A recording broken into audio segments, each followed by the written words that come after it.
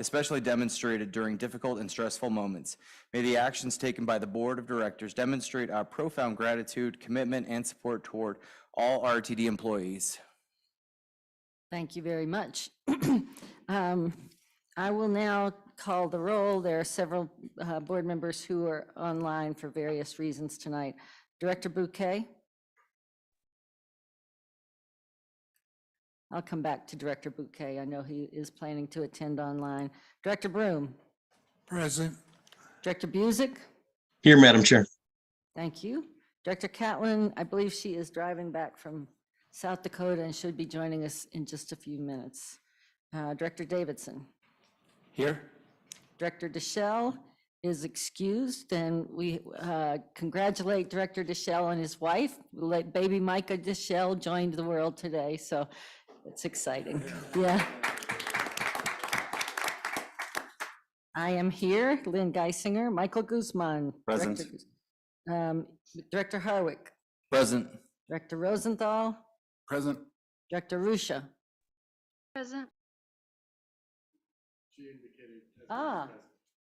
I apologize if I missed you online. I thought you were going to be here to read the other. Director Sloan? Here. Director Tisdale? Present. Director Whitmore? Present. Director Williams are you there, Director Williams? Doesn't appear as though she's joined yet. Retiree awards. Oh, well, first of all, let's see. I didn't keep track with, we have what, 3 absent and 12 present. We have a quorum. One of the many rewarding duties of serving on this board is the recognition of RTD retirees, and the time has come for us to recognize the employees who have moved on to enjoy their retirement. At this time, I'd like to read the names of the employees who have retired since June. Unfortunately, they were unable to attend tonight's meeting, but I would like to thank them for their hard work, their commitment, and dedication to RTD. Craig Emmert, Manager of Technical Training for 29 years. Johnny Flanagan, CAD Operator, 21 years. Leroy Lefebvre, Bus Operator, 44 years. Jim Rhodes, Construction Engineer for 34 years. And Henry John Stoppelkamp, AGM of Capital Programs for 23 years. Thank you all for your many years of service for RTD. All right, next is our public participation period, which is open to anyone who would like to address the board. As we have both in-person and remote attendees, in-person comments will go first, followed by those who are participating remotely. Is there anyone in person who wishes to attend, to speak? No. And do we have anyone online that wishes to speak? We do. We have 2 individuals that have raised their hands at this point. It looks like there's a third that has raised their hand now. So we can certainly proceed with that. Great. Do we want For those wishing to speaking virtually, please, what's that? Go ahead. No, excuse me. Please raise your virtual hand or press *9 on your phone. Staff will unmute you when it's your turn to speak.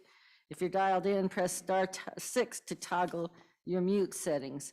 Please bear in mind that by participating in this process, you are being recorded. If you do not wish to be recorded, then your comments will have to be submitted in writing. If any speaker has documentation or reference materials for the board, or if any member of the public would like to submit written comments, please email those materials to the board office at rtd.boardoffice@rtd-denver.com. During this time, the board will not offer any direct comments or responses. However, if you would like to be contacted regarding your comments, please email the RTD board office, again, at rtd.boardoffice@rtd-denver.com. Speakers, please begin your remarks by stating your names. You'll have up to 3 minutes to provide the comments. Who is our first speaker, Mr. Kroll? That would be Mr. James Flatham. Mr. Flatham, go ahead. Good evening, everyone. This is James Flatham from Greater Denver Transit. My comments tonight are going to focus on the operator shortage, what is perhaps the single largest challenge RTD faces today. RTD management and staff have been very consistent. This is the #1 problem preventing RTD from restoring service and increasing frequencies. Looking back, the operator shortage probably goes back to before the pandemic. It is certain that pandemic conditions certainly exacerbated it with labor shortages across the country. As you would expect, when we look at other transit peer agencies around the country, we see operator shortages have impacted them as well. What is not universal, however, is the recovery. Several of RTD's peer agencies have made significantly more progress in staffing back up.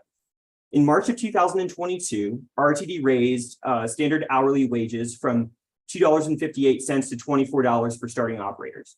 In July of last year, RTD's combined full-time and part-time bus and light rail operator count numbered 911 people. Today, this number is 930 people.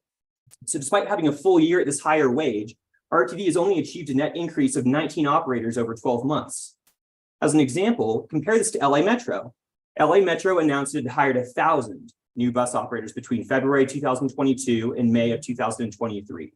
There were certainly offsets with some workforce attrition not included in this number, but the increase net was sufficient for LA Metro to increase their frequencies to pre-pandemic levels and restore cancellation rates to their pre-pandemic averages. LA Metro also raised pay, but only to $23, which is $1 lower than RTD in a city that has higher cost of living. So their success cannot be attributed to easier operating conditions either. LA Metro serves a larger population than RTD, and LA is a city that is widely known for experiencing severe social challenges with homelessness, drug abuse, and poverty that are orders of magnitude beyond what Denver faces today. We at TDT are not going to hold RTD responsible for the macro conditions of the pandemic. However, the question for management and the board is, what is RTD doing? What does RTD have in their control that is not sufficiently working to attract and retain operators?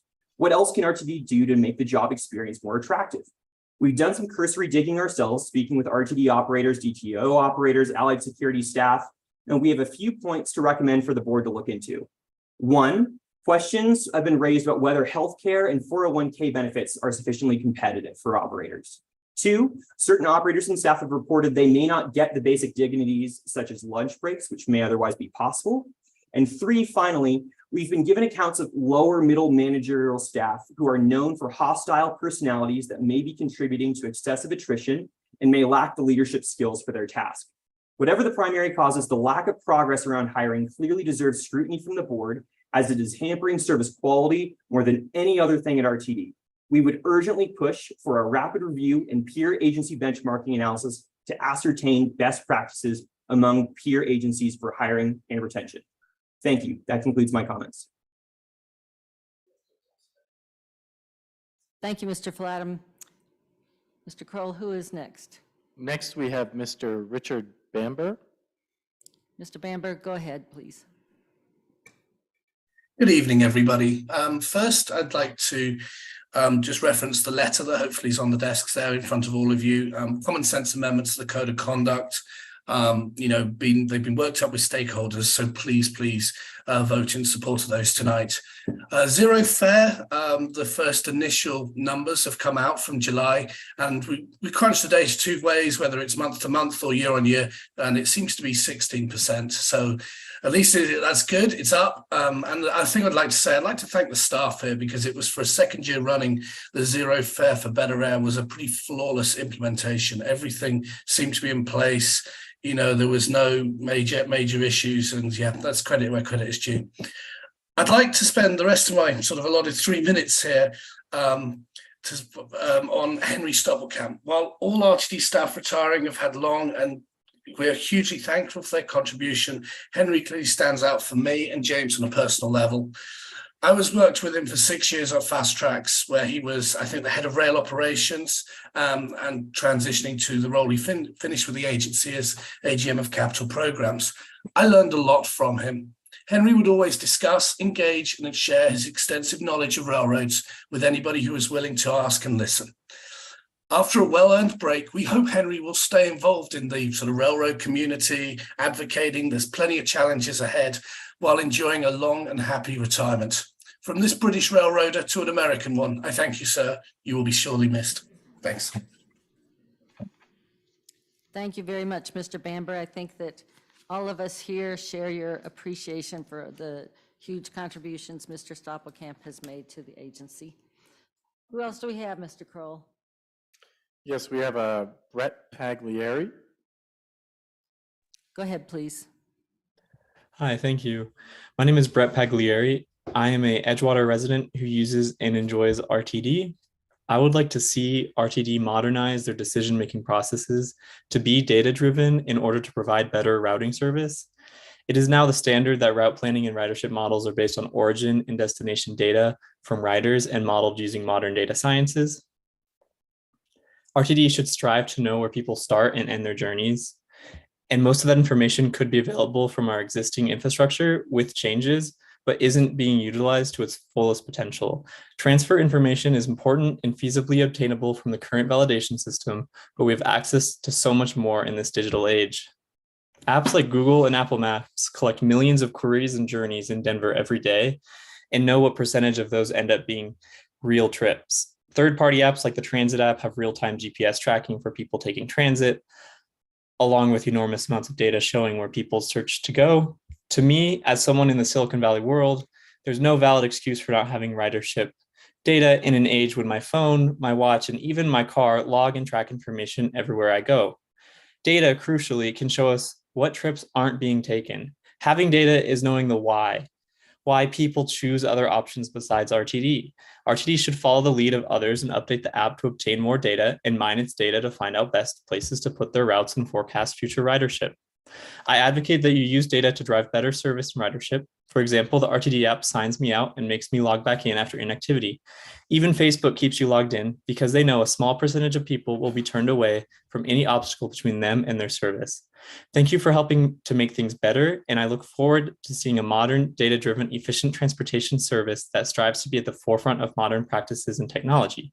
I have high hopes for RTD for being a world-class transit service, constantly improving upon itself by using data and best practices.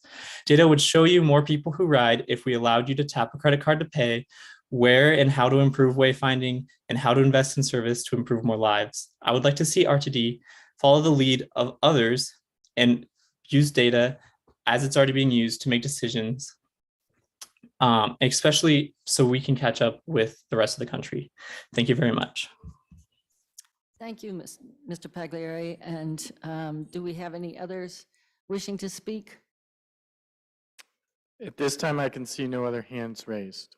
And there were emailed comments tonight? One comment or one letter was received in advance from Greater Denver Transit, and that has been circulated. Thank you very much. With no other participants in the queue, we will close public participation at this time. And we would like to note that Director Williams has joined the meeting.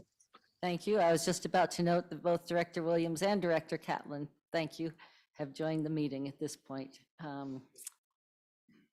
The first report for the external entities is from the Accessoride Paratransit Advisory Committee, or APAC. Ms. Julie Jennings, please start when you are ready. I'm Julie Jennings, and I'm presenting a brief summary of the Accessoride Paratransit Advisory Committee meeting from September 12th. I have the following updates. There were 4 new members filling expired 3-year terms: Jessica King, Mallory Miller of DRCOG, Paige Repo of Jewish Family Services, and Tiffany Kanada of Laridan Hall. Fare changes. All updated fares and programs will commence in 2024. Updating information for customers with permanent certification. This fall, the MTM Eligibility Center will start to update the customer database for permanent or lifetime certified customers. They will begin with the least active customers. QRide software implementation, the route match replacement. RTD will be ready to launch QRide September 23rd, including the customer portal mobile access. Reservations will be taken beginning September 19th for trips on or after September 23rd. Concerns were raised and addressed, including accessibility issues, testing and fixes, and reservations by facilities for multiple clients. Access on demand updates. A question was asked, is a 2-stop trip possible? Uber does allow a 2-stop trip, while Lyft does not. Random holds are being placed on customer accounts for non-payment. The holds are related to Apple Pay. Lyft and Uber suggested adding a credit card or debit card instead of using Apple Pay. Other tech issues, RTD continues to talk with Uber about the missing trip cancel button for screen readers. Service area stop lookup map. APAC is to test for functionality of current and new maps and send feedback by October 3rd. Members spent about 30 minutes discussing things about the Access-a-Ride program that we would like to see improved. And I look forward to providing all of you updates on how we progress with those. Thank you. Thank you so much. The second report is from the Advisory Committee for People with Disabilities, or ACPD. Mr. Early, please begin. Thank you, Madam Chair. The ACPD meeting was held on September 6th. Gabe Christie introduced 4 new members to the group. We have also just today decided on 2 more members that we are going to bring on, and hoping by the beginning of 2024 that we will have full membership for the ACPD committee. The main discussion that we carried on the 6th, we continued our ongoing discussion of elevator reliability, especially in locations that do not have an alternative method of access, such as a ramp. In these areas, an operating elevator is not a matter of convenience, but a necessity for people who use wheelchairs and other mobility devices. It's become a real problem for a number of people. Several members echoed their concerns throughout the system where they have not been able to access an elevator, or they get off of a train in particular and find out that an elevator is not available. They can't get down to get down or up to the levels that they need to. And they have no idea what to do from that point. The one person who could speak to these issues unfortunately was not available to attend. So at this point, we are looking forward to a process that apparently is being worked on, being developed by RTD, and we will continue those discussions in our next meeting. Audio messages was the next discussion that was brought up, the next topic. Often the audio messages are garbled and unintelligible, especially on train platforms and buses, the fixed route buses. There's inconsistent volumes and poor audio quality. The audio announcements are often not effective in helping passengers find their stops. This is especially true of the blind, who rely heavily on auditory messages. Sean Spears, an ex officio member, has had several reports from blind students using Route 66 that the bus announcements simply are inefficient or insufficient. We also discussed briefly other possible technologies, NFC, near field communications, and some other things that we feel need to start getting looked at as alternatives to simply audio. The subject of ramp width on the free mall ride buses was brought up. One member saw a gentleman with a wider wheelchair who could barely get on and off of the bus because the sides of his wheels were scraping the edge of the ramp. This is very dangerous because it would be very easy for that person to go up over the ramp and fall. Now, we realize that this is not something that can be corrected today, but we want to make sure that this is something that is considered in the future as new equipment is beginning to be spec'd for both fixed route and for mall shuttle buses.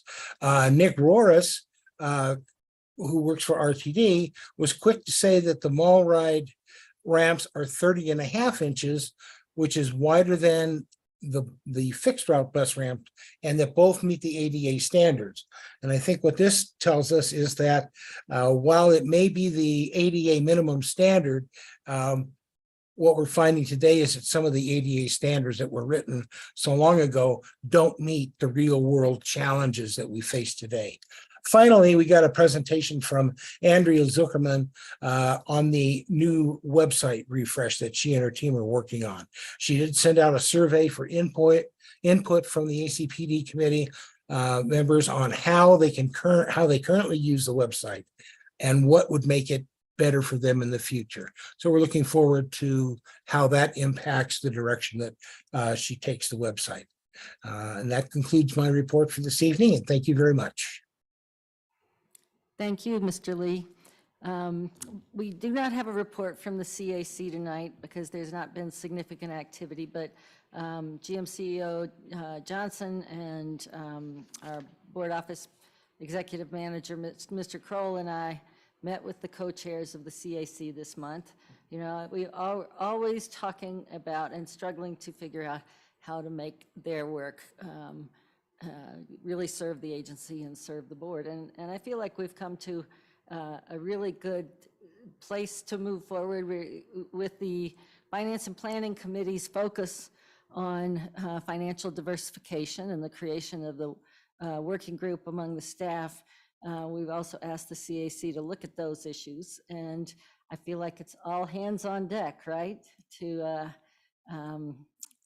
address our financial future. So I think that will be what they'll be moving forward with next, and I think it could be real important work.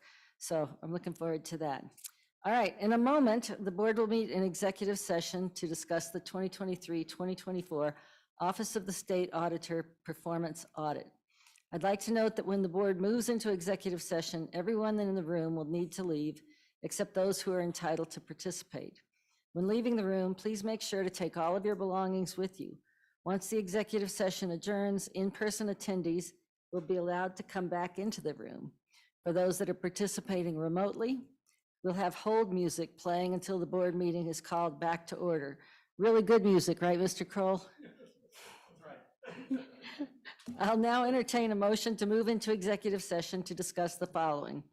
Pursuant to section 24-6-4024C of CRS, for matters required to be kept confidential by federal or state law or rules and regulations, and sections 2-3-103, 2 and 3, and 2-3-103.7 paren 1 CRS, regarding an update from the Office of the State Auditor on progress of the ongoing 2023-2024 performance audit. Do we have a motion? So moved, Director Davidson. And a second? I see Director Whitmore raised his hand, so we have moved. The motion. Okay, thank you. We have a motion by Director Davidson and a second by Director Whitmore. Is there any discussion on this item? Seeing none, is there anyone opposed to this motion? All right, with, what are we up to? 14, I believe 13 yeses. The motion carries. The board meeting is adjourned into executive session as of 5:59 p.m. We'll take a quick 5-minute break to clear out the room and switch the recording, and then we'll be back. And just a reminder to those directors.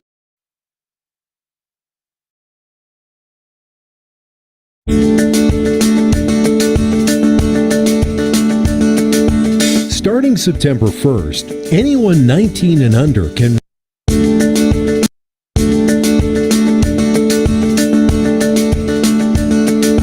Starting September 1st, anyone 19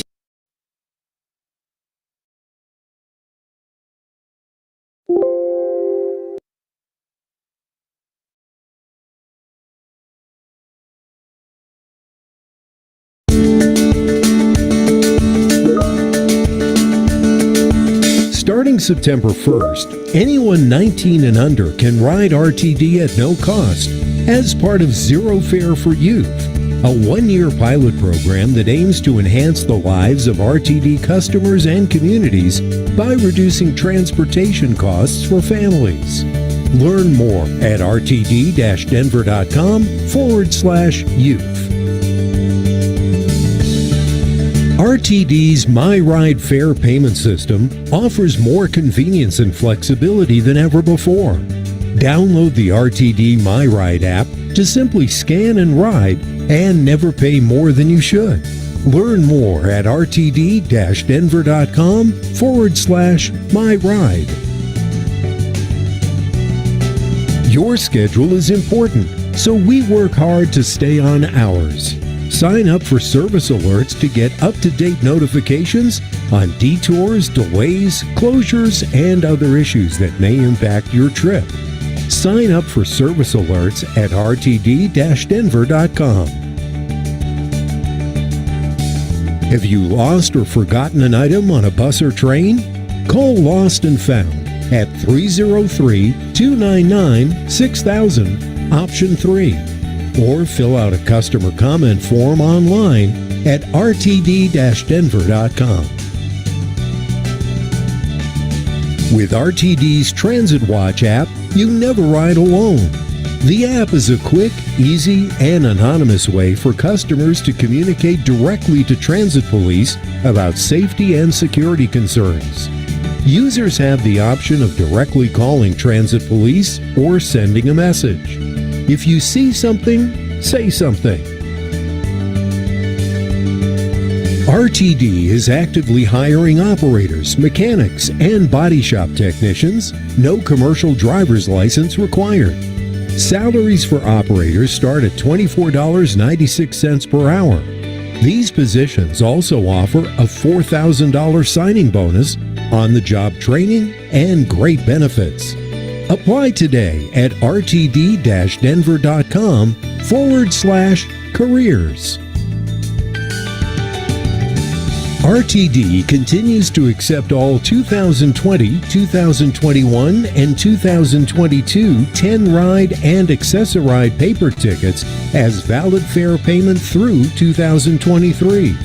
This is to accommodate customers who purchased tickets before and during the pandemic and have not yet returned to riding RTD.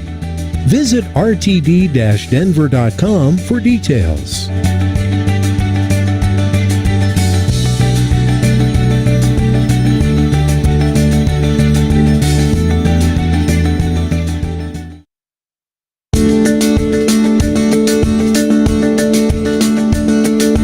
Starting September 1st, anyone 19 and under can ride RTD at no cost as part of Zero Fare for Youth, a one-year pilot program that aims to enhance the lives of RTD customers and communities by reducing transportation costs for families.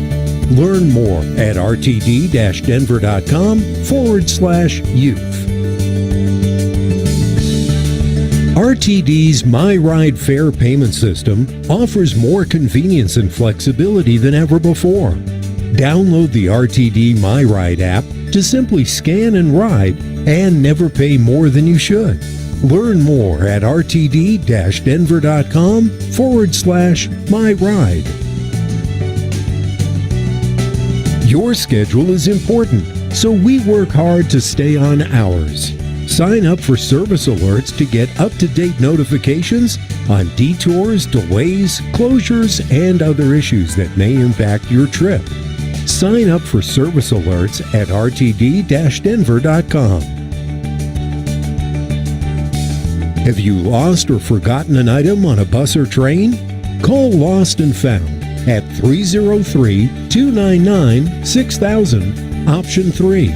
Or fill out a customer comment form online at rtd-denver.com. With RTD's Transit Watch app, you never ride alone. The app is a quick, easy, and anonymous way for customers to communicate directly to transit police about safety and security concerns. Users have the option of directly calling transit police or sending a message. If you see something, say something. RTD is actively hiring operators, mechanics, and body shop technicians. No commercial driver's license required. Salaries for operators start at $24.96 per hour. These positions also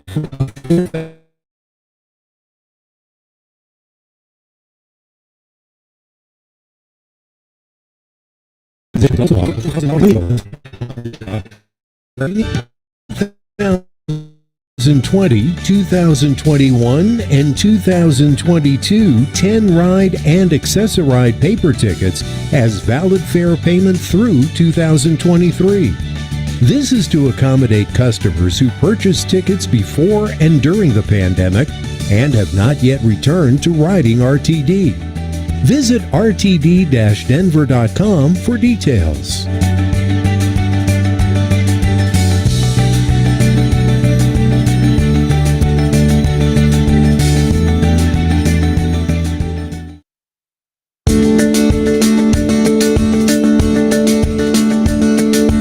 Starting September 1st, anyone 19 and under can ride RTD at no cost as part of Zero Fare for Youth, a one-year pilot program that aims to enhance the lives of RTD customers and communities by reducing transportation costs for families.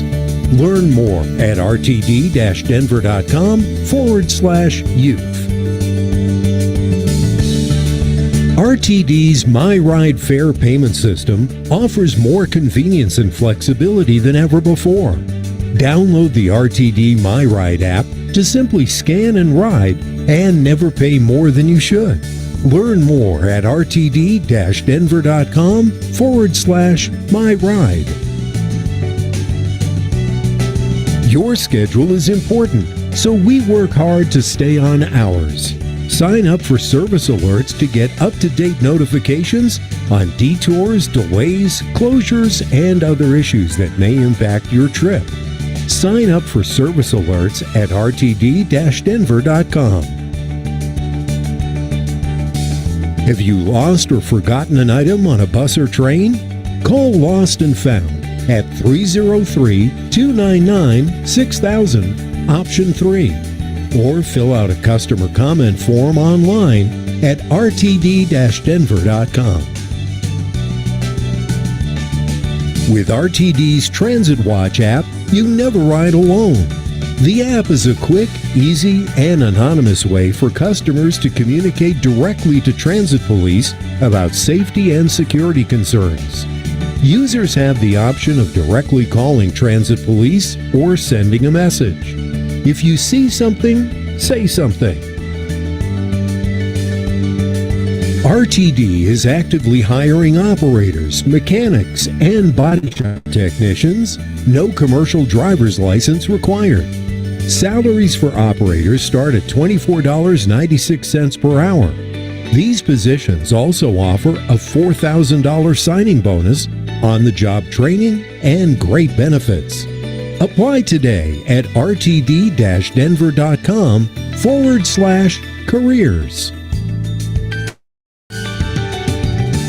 RTD continues to accept all 2020, 2021, and 2022 10 ride and Access-A-Ride paper tickets as valid fare payment through 2023. This is to accommodate customers who purchased tickets before and during the pandemic and have not yet returned to riding RTD. Visit rtd-denver.com for details.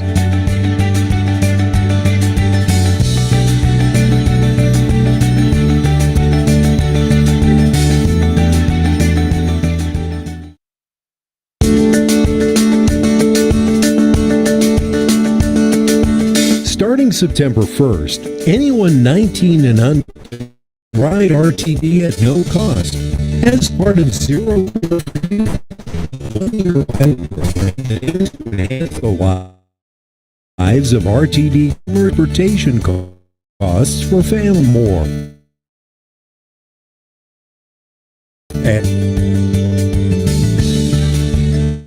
RTD's MyRide Fare payment system offers more convenience and flexibility than ever before.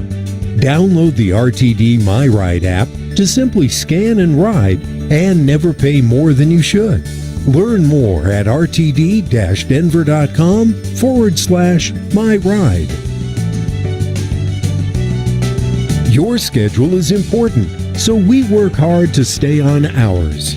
Sign up for service alerts to get up-to-date notifications on detours, delays, closures, and other issues that may impact your trip. Sign up for service alerts at rtd-denver.com. Have you lost or forgotten an item on a bus or train? Call Lost and Found at 303-299-6000, option 3, or fill out a customer comment form online at rtd-denver.com. With RTD's Transit Watch app, you never ride alone. The app is a quick, easy, and anonymous way for customers to communicate directly to transit police about safety and security concerns. Users have the option of directly calling transit police or sending a message. If you see something, say something. RTD is actively hiring operators, mechanics, and body shop technicians. No commercial driver's license required. Salaries for operators start at $24.96 per hour. These positions also offer a $4,000 signing bonus, on-the-job training, and great benefits. Apply today at rtd-denver.com/careers. RTD continues to accept all 2020, 2021, and 2022 10-ride and Access-a-Ride paper tickets as valid fare payment through 2023. This is to accommodate customers who purchased tickets before and during the pandemic and have not yet returned to riding RTD.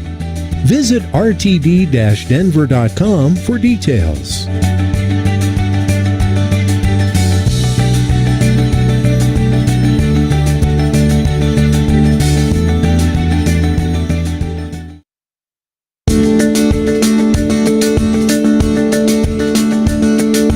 Starting September 1st, anyone 19 and under can ride RTD at no cost as part of Zero Fare for Youth, a one-year pilot program that aims to enhance the lives of RTD customers and communities by reducing transportation costs for families.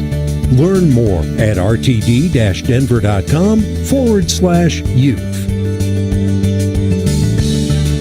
RTD's MyRide Fare payment system offers more convenience and flexibility than ever before. Download the RTD MyRide app to simply scan and ride and never pay more than you should. Learn more at rtd-denver.com/myride. Your schedule is important, so we work hard to stay on ours. Sign up for service alerts to get up-to-date notifications on detours, delays, closures, and other issues that may impact your trip. Sign up for service alerts at rtd-denver.com. Have you lost or forgotten an item on a bus or train? Call Lost and Found at 303-299-6000, option 3. Or fill out a customer comment form online at rtd-denver.com. With RTD's Transit Watch app, you never ride alone. The app is a quick, easy, and anonymous way for customers to communicate directly to transit police about safety and security concerns. Users have the option of directly calling transit police or sending a message. If you see something, say something. RTD is actively hiring operators, mechanics, and body shop technicians. No commercial driver's license required. Salaries for operators start at $24.96 per hour. These positions also offer a $4,000 signing bonus, on-the-job training, and great benefits. Apply today at rtd-denver.com/careers. RTD continues to accept all 2020, 2021, and 2022 10-ride and Access-A-Ride paper tickets as valid fare payment through 2023.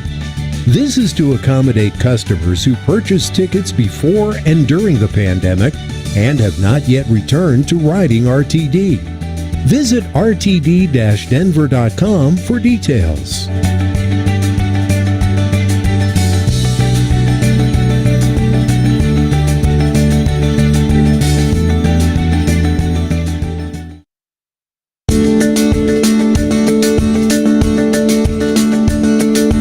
Starting September 1st, anyone 19 and under can ride RTD at no cost as part of Zero Fare for Youth, a one-year pilot program that aims to enhance the lives of RTD customers and communities by reducing transportation costs for families.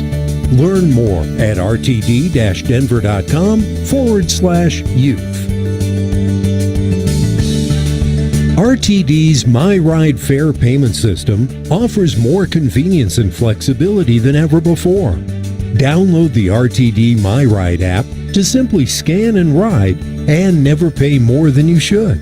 Learn more at rtd-denver.com/MyRide. Your schedule is important, so we work hard to stay on ours.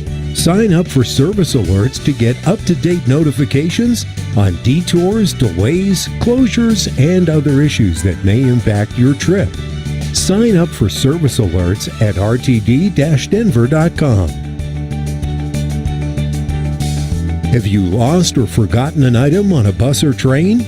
Call Lost and Found at 303-299-6000, option 3. Or fill out a customer comment form online at rtd-denver.com. With RTD's Transit Watch app, you never ride alone. The app is a quick, easy, and anonymous way for customers to communicate directly to transit police about safety and security concerns. Users have the option of directly calling transit police or sending a message. If you see something, say something. RTD is actively hiring operators, mechanics, and body shop technicians. No commercial driver's license required. Salaries for operators start at $24.96 per hour. These positions also offer a $4,000 signing bonus, on-the-job training, and great benefits. Apply today at rtd-denver.com/careers. RTD continues to accept all 2020, 2021, and 2022 10-ride and Access-A-Ride paper tickets as valid fare payment through 2023. This is to accommodate customers who purchased tickets before and during the pandemic and have not yet returned to riding RTD. Visit rtd-denver.com for details.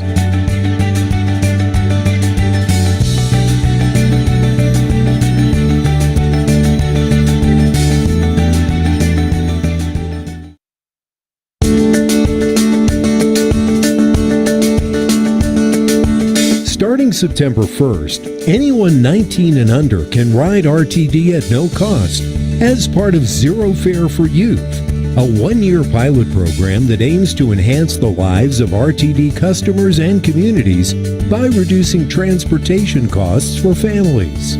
Learn more at rtd-denver.com/youth.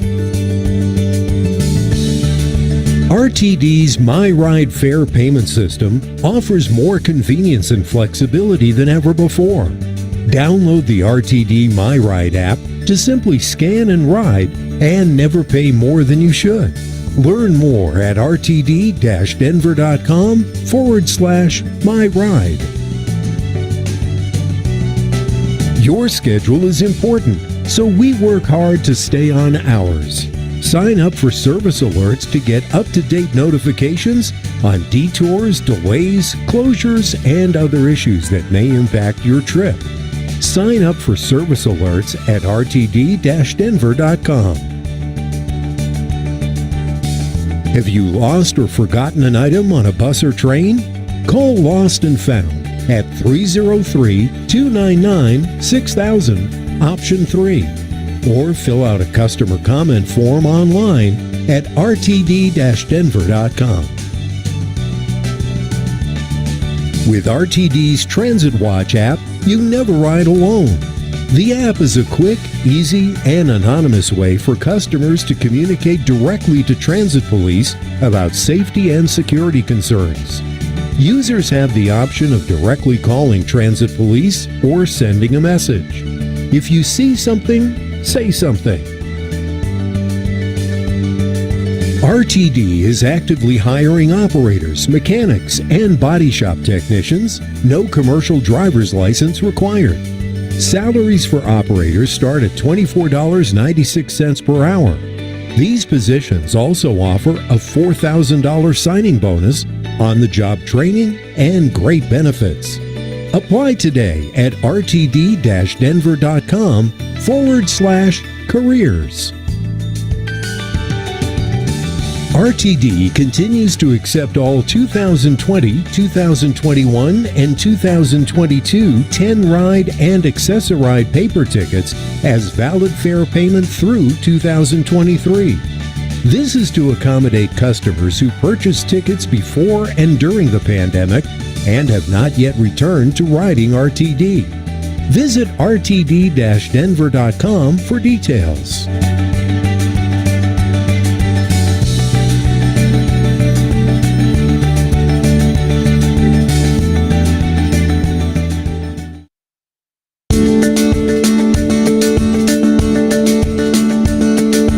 Starting September 1st, anyone 19 and under can ride RTD at no cost as part of Zero Fare for Youth, a one-year pilot program that aims to enhance the lives of RTD customers and communities by reducing transportation costs for families. Learn more at rtd-denver.com/youth.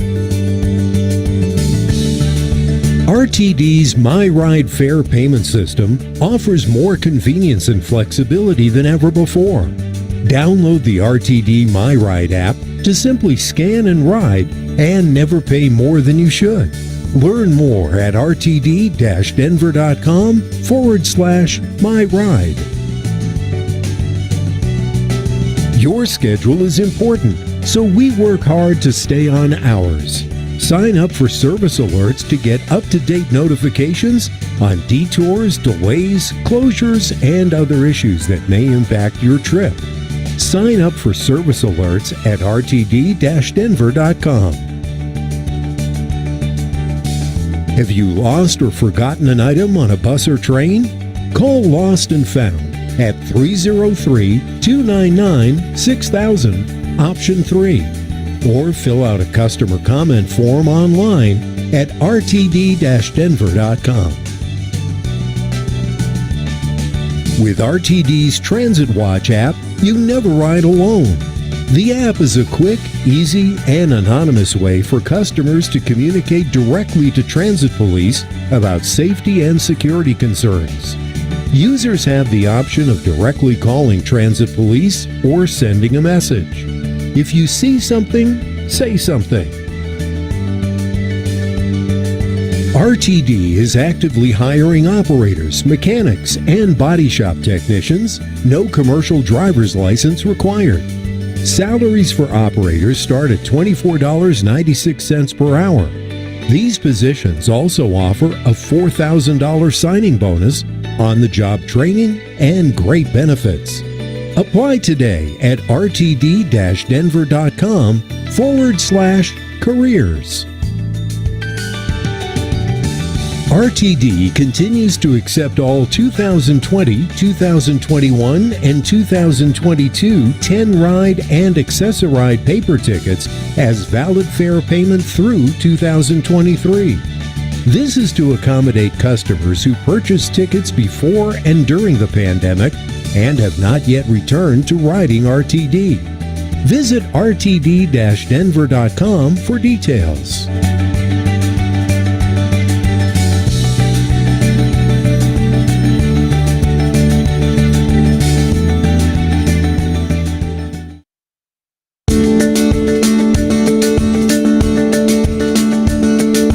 Starting September 1st, anyone 19 and under can ride RTD at no cost as part of Zero Fare for Youth, a one-year pilot program that aims to enhance the lives of RTD customers and communities by reducing transportation costs for families. Learn more at rtd-denver.com/youth. RTD's MyRide Fare payment system offers more convenience and flexibility than ever before. Download the RTD MyRide app to simply scan and ride and never pay more than you should. Learn more at rtd-denver.com/myride. Your schedule is important, so we work hard to stay on ours. Sign up for service alerts to get up-to-date notifications on detours, delays, closures, and other issues that may impact your trip. Sign up for service alerts at rtd-denver.com. Have you lost or forgotten an item on a bus or train? Call Lost and Found at 303-299-6000, option 3. Or fill out a customer comment form online at rtd-denver.com. With RTD's Transit Watch app, you never ride alone. The app is a quick, easy, and anonymous way for customers to communicate directly to transit police about safety and security concerns. Users have the option of directly calling transit police or sending a message. If you see something, say something. RTD is actively hiring operators, mechanics, and body shop technicians. No commercial driver's license required. Salaries for operators start at $24.96 per hour. These positions also offer a $4,000 signing bonus, on-the-job training, and great benefits. Apply today at rtd-denver.com/careers. RTD continues to accept all 2020, 2021, and 2022 10-ride and Access-a-Ride paper tickets as valid fare payment through 2023.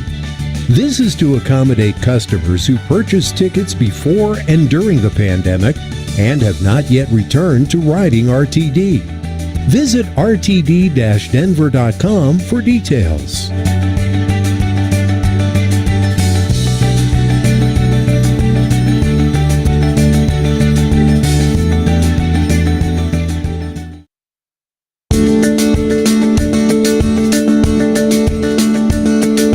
Starting September 1st, anyone 19 and under can ride RTD at no cost as part of Zero Fare for Youth, a one-year pilot program that aims to enhance the lives of RTD customers and communities by reducing transportation costs for families. Learn more at rtd-denver.com/youth. RTD's MyRide Fare payment system offers more convenience and flexibility than ever before. Download the RTD MyRide app to simply scan and ride and never pay more than you should. Learn more at rtd-denver.com/myride. Your schedule is important, so we work hard to stay on ours. Sign up for service alerts to get up-to-date notifications on detours, delays, closures, and other issues that may impact your trip. Sign up for service alerts at rtd-denver.com. Have you lost or forgotten an item on a bus or train? Call Lost and Found at 303-299-6000, option 3, or fill out a customer comment form online at rtd-denver.com. With RTD's Transit Watch app, you never ride alone. The app is a quick, easy, and anonymous way for customers to communicate directly to transit police about safety and security concerns. Users have the option of directly calling transit police or sending a message. If you see something, say something. RTD is actively hiring operators, mechanics, and body shop technicians. No commercial driver's license required. Salaries for operators start at $24.96 per hour. These positions also offer a $4,000 signing bonus, on-the-job training, and great benefits. Apply today at rtd-denver.com/careers. RTD continues to accept all 2020, 2021, and 2022 10-ride and Access-a-Ride paper tickets as valid fare payment through 2023. This is to accommodate customers who purchased tickets before and during the pandemic and have not yet returned to riding RTD. Visit rtd-denver.com for details.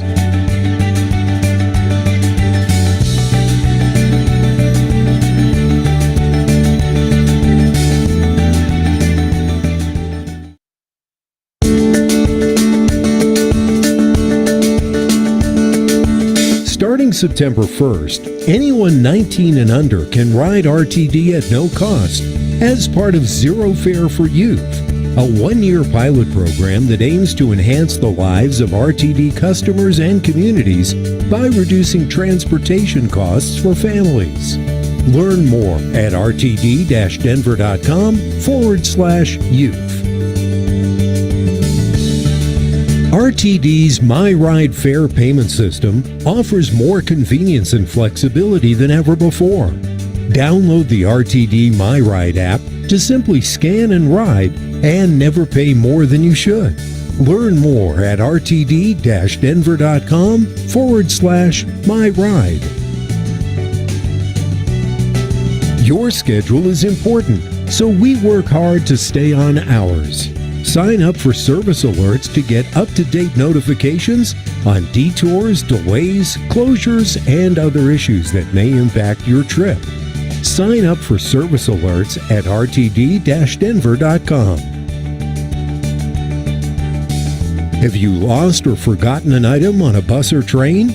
Call Lost and Found at 303-299-6000, option 3. Or fill out a customer comment form online at rtd-denver.com. With RTD's Transit Watch app, you never ride alone. The app is a quick, easy, and anonymous way for customers to communicate directly to transit police about safety and security concerns. Users have the option of directly calling transit police or sending a message. If you see something, say something. RTD is actively hiring operators, mechanics, and body shop technicians. No commercial driver's license required. Salaries for operators start at $24.96 per hour. These positions also offer a $4,000 signing bonus, on-the-job training, and great benefits. Apply today at rtd-denver.com/careers. RTD continues to accept all 2020, 2021, and 2022 10-ride and Access-a-Ride paper tickets as valid fare payment through 2023. This is to accommodate customers who purchased tickets before and during the pandemic and have not yet returned to riding RTD. Visit rtd-denver.com for details.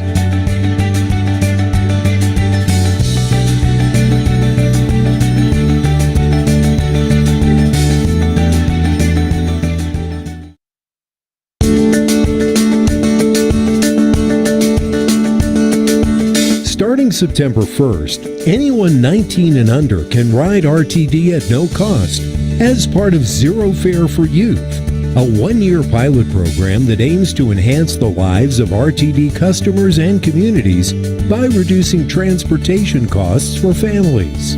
Learn more at rtd-denver.com/youth. RTD's MyRide Fare payment system offers more convenience and flexibility than ever before. Download the RTD MyRide app to simply scan and ride and never pay more than you should. Learn more at rtd-denver.com/MyRide. Your schedule is important, so we work hard to stay on ours. Sign up for service alerts to get up-to-date notifications on detours, delays, closures, and other issues that may impact your trip. Sign up for service alerts at rtd-denver.com. Have you lost or forgotten an item on a bus or train? Call Lost and Found at 303-299-6000, option 3. Or fill out a customer comment form online at rtd-denver.com. With RTD's Transit Watch app, you never ride alone. The app is a quick, easy, and anonymous way for customers to communicate directly to transit police about safety and security concerns. Users have the option of directly calling transit police or sending a message. If you see something, say something. RTD is actively hiring operators, mechanics, and body shop technicians. No commercial driver's license required. Salaries for operators start at $24.96 per hour.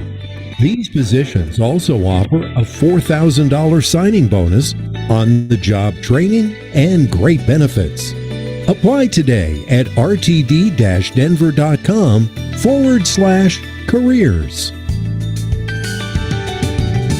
RTD continues to accept all 2020, 2021, and 2022 10-ride and Access-a-Ride paper tickets as valid fare payment through 2023. This is to accommodate customers who purchased tickets before and during the pandemic and have not yet returned to riding RTD. Visit rtd-denver.com for details.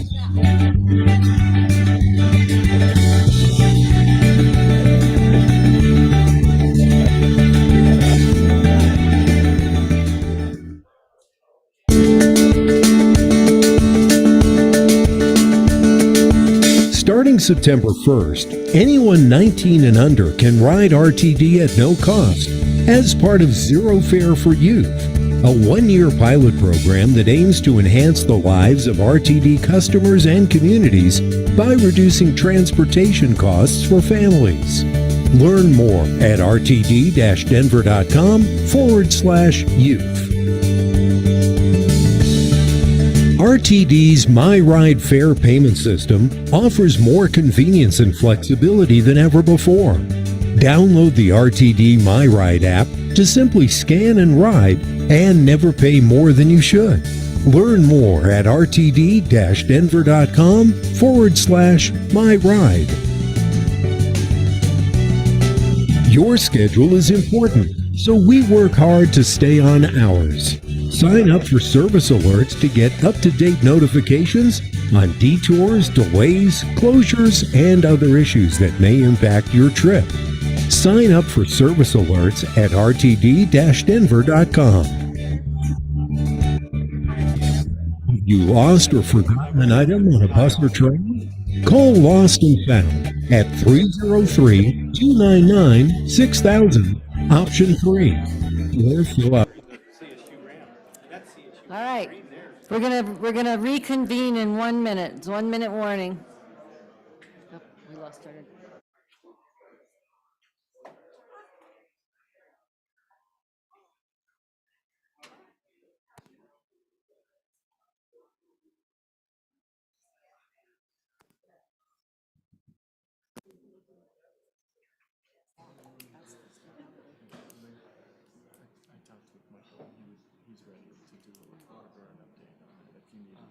Great.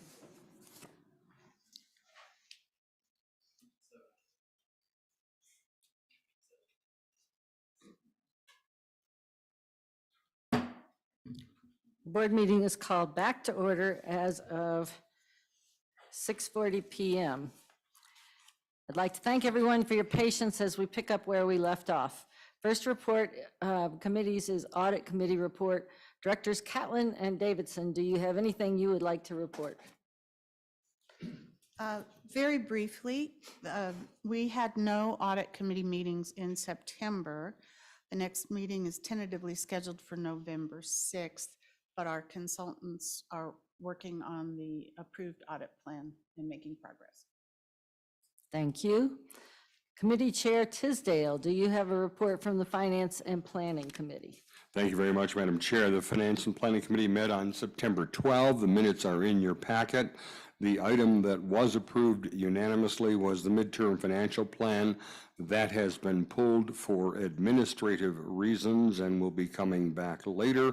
There were two discussion items, and I just want to highlight on the revenue diversification working group discussion item, it was clarified that the revenue diversification working group will not be taking any actions and will only be providing recommendations for the full board to consider at some appropriate point in the future. And then regarding the Northwest Rail Peak Service feasibility study update, it was very pleasant to hear that a commitment to communication, collaboration, and cooperation with the Front Range Passenger Rail is part of our plan, and that ultimately they'll be coming up with a coordinated plan going forward and trying to make sure that our efforts are not at odds with Front Range Passenger Rail and vice versa. That concludes my report, Madam Chair. Thank you. Thank you, Committee Chair Tisdale. Let me add that Director Bouquet has joined us online. The Operations and Safety Committee, Committee Chair Williams, do you have a report?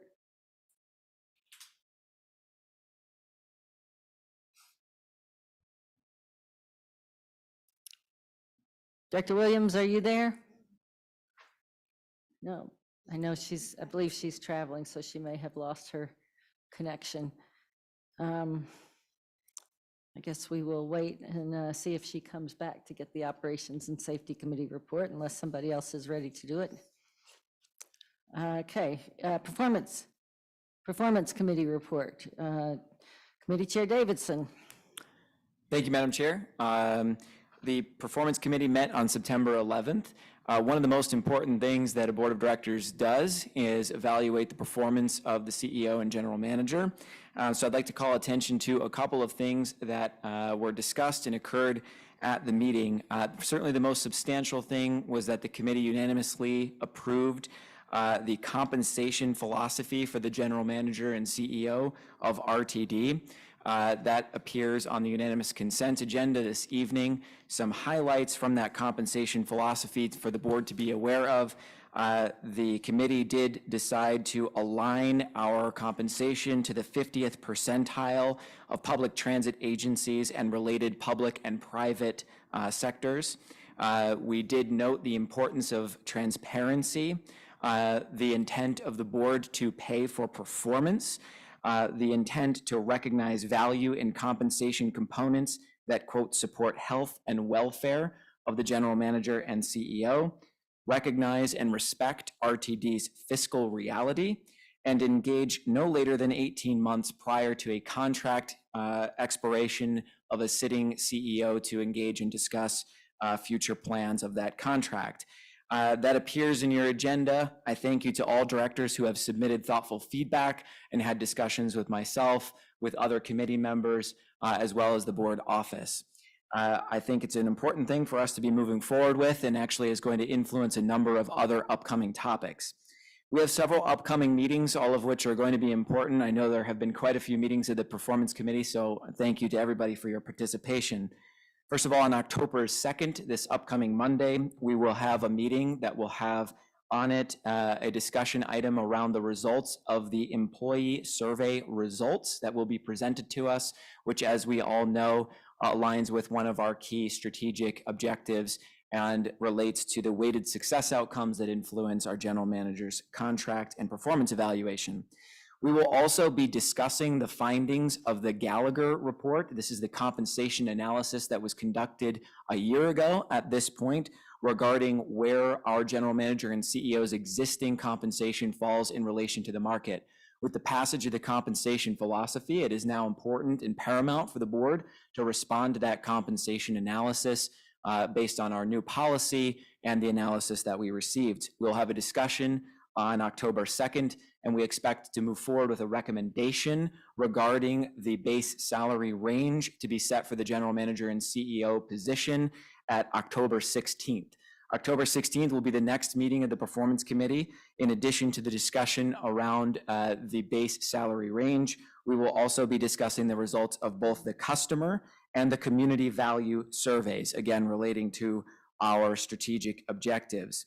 At that point, we will also be looking at any recommended actions that may be required as it relates to compensation or the performance evaluation process of the CEO and general manager for this year. Most importantly, I would like to note a very significant meeting that I would like to request the participation of all directors. This is November 13th. The Performance Committee will plan on an executive session that will be in person only. Again, this will be an in-person only executive session. This will be to deliver the performance review to our current CEO and general manager, Deborah Johnson, discuss her performance and the performance of the agency moving forward. After that point, the committee will move to approve the public records that will correspond to that performance evaluation, and we will also be discussing the goals for the agency and our CEO and general manager for 2024 at upcoming dates of the Performance Committee. So many important things happening there. Again, just to emphasize, if nothing else, please participate in that in-person only November 13th executive session for the performance evaluation of our CEO and general manager. Thank you very much, Madam Chair. Thank you very much, Director Davidson. I believe I see a hand from Director Rosenthal. Thank you, Madam Chair. Are we still having a meeting on October 2nd, or is that canceled for Performance Committee? Yes, thank you for the question. We are meeting on October 2nd. That is where we'll receive the employee survey results and as well have the discussion items surrounding the compensation analysis and the Gallagher, the findings from Gallagher. Thank you.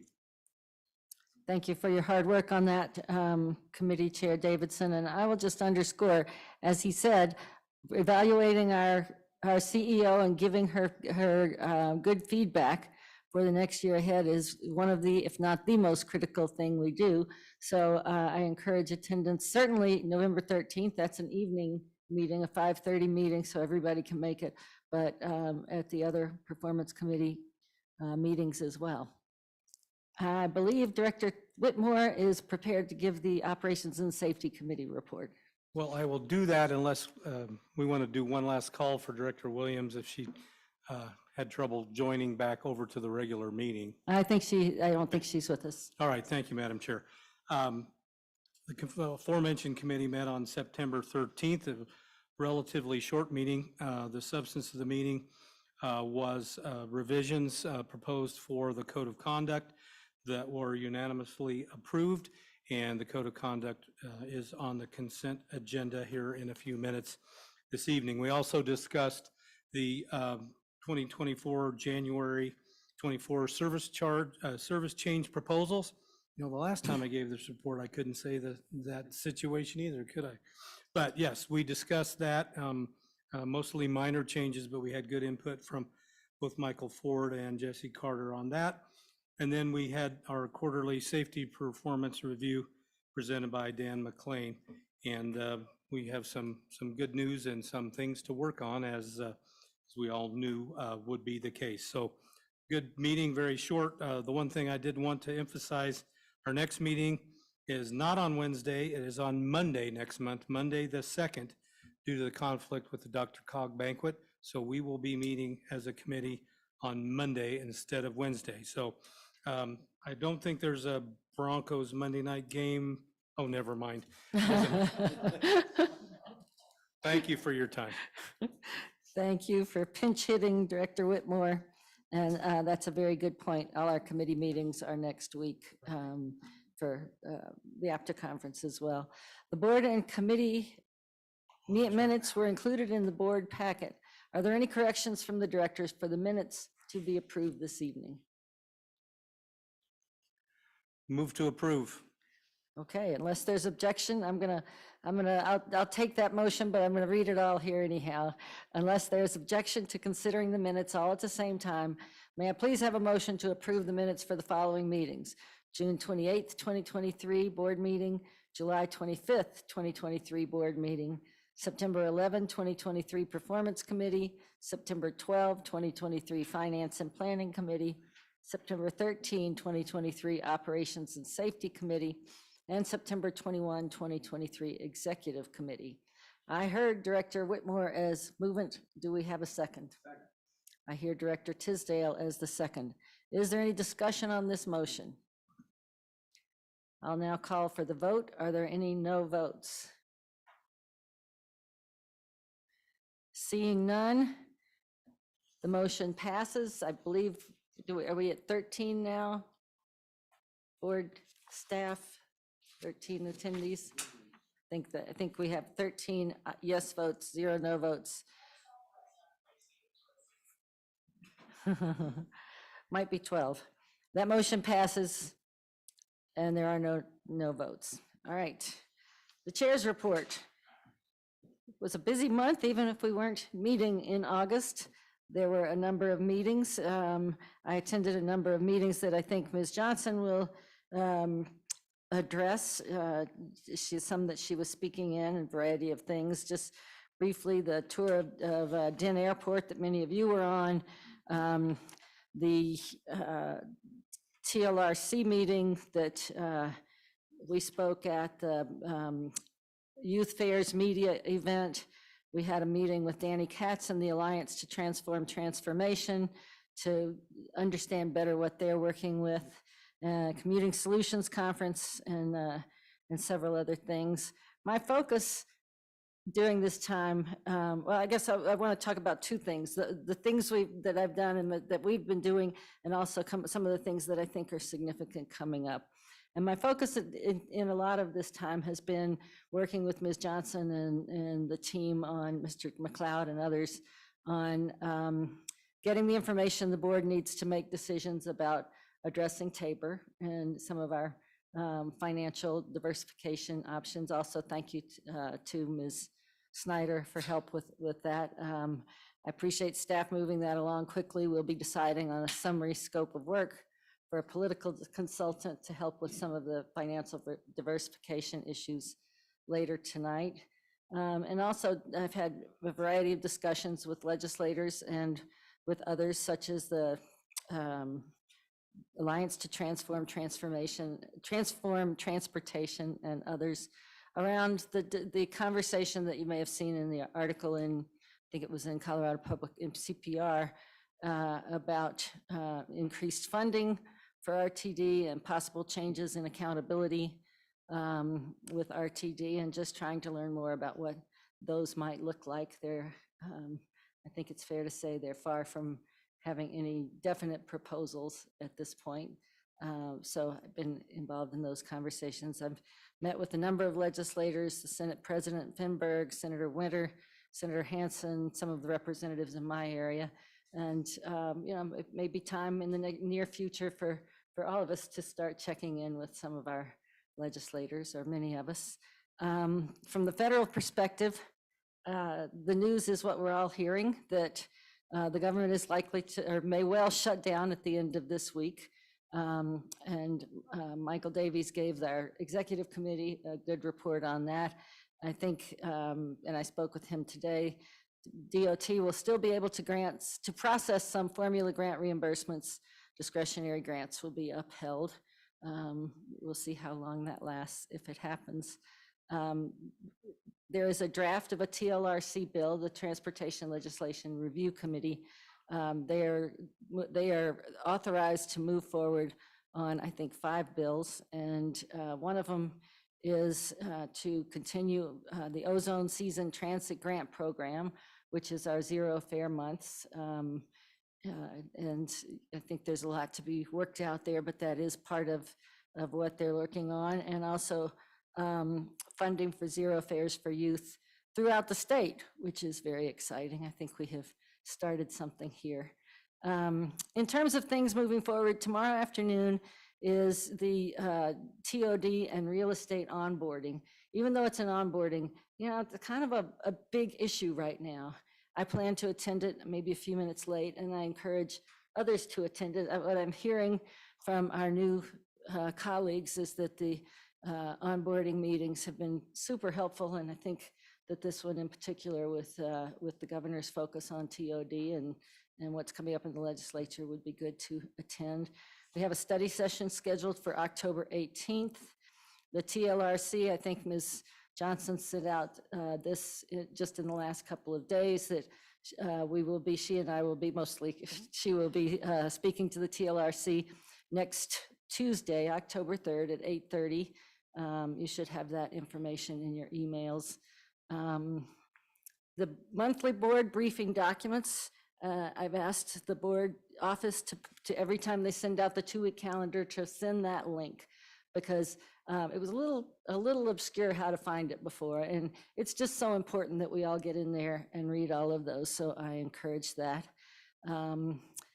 And that's about it. I think you also, I guess one other thing, you also may have received an invitation from the Regional Air Quality Council to an event that is celebrating the clean air legislators that supported their clean air legislation and ours in the process. So thank you very much. That's my report.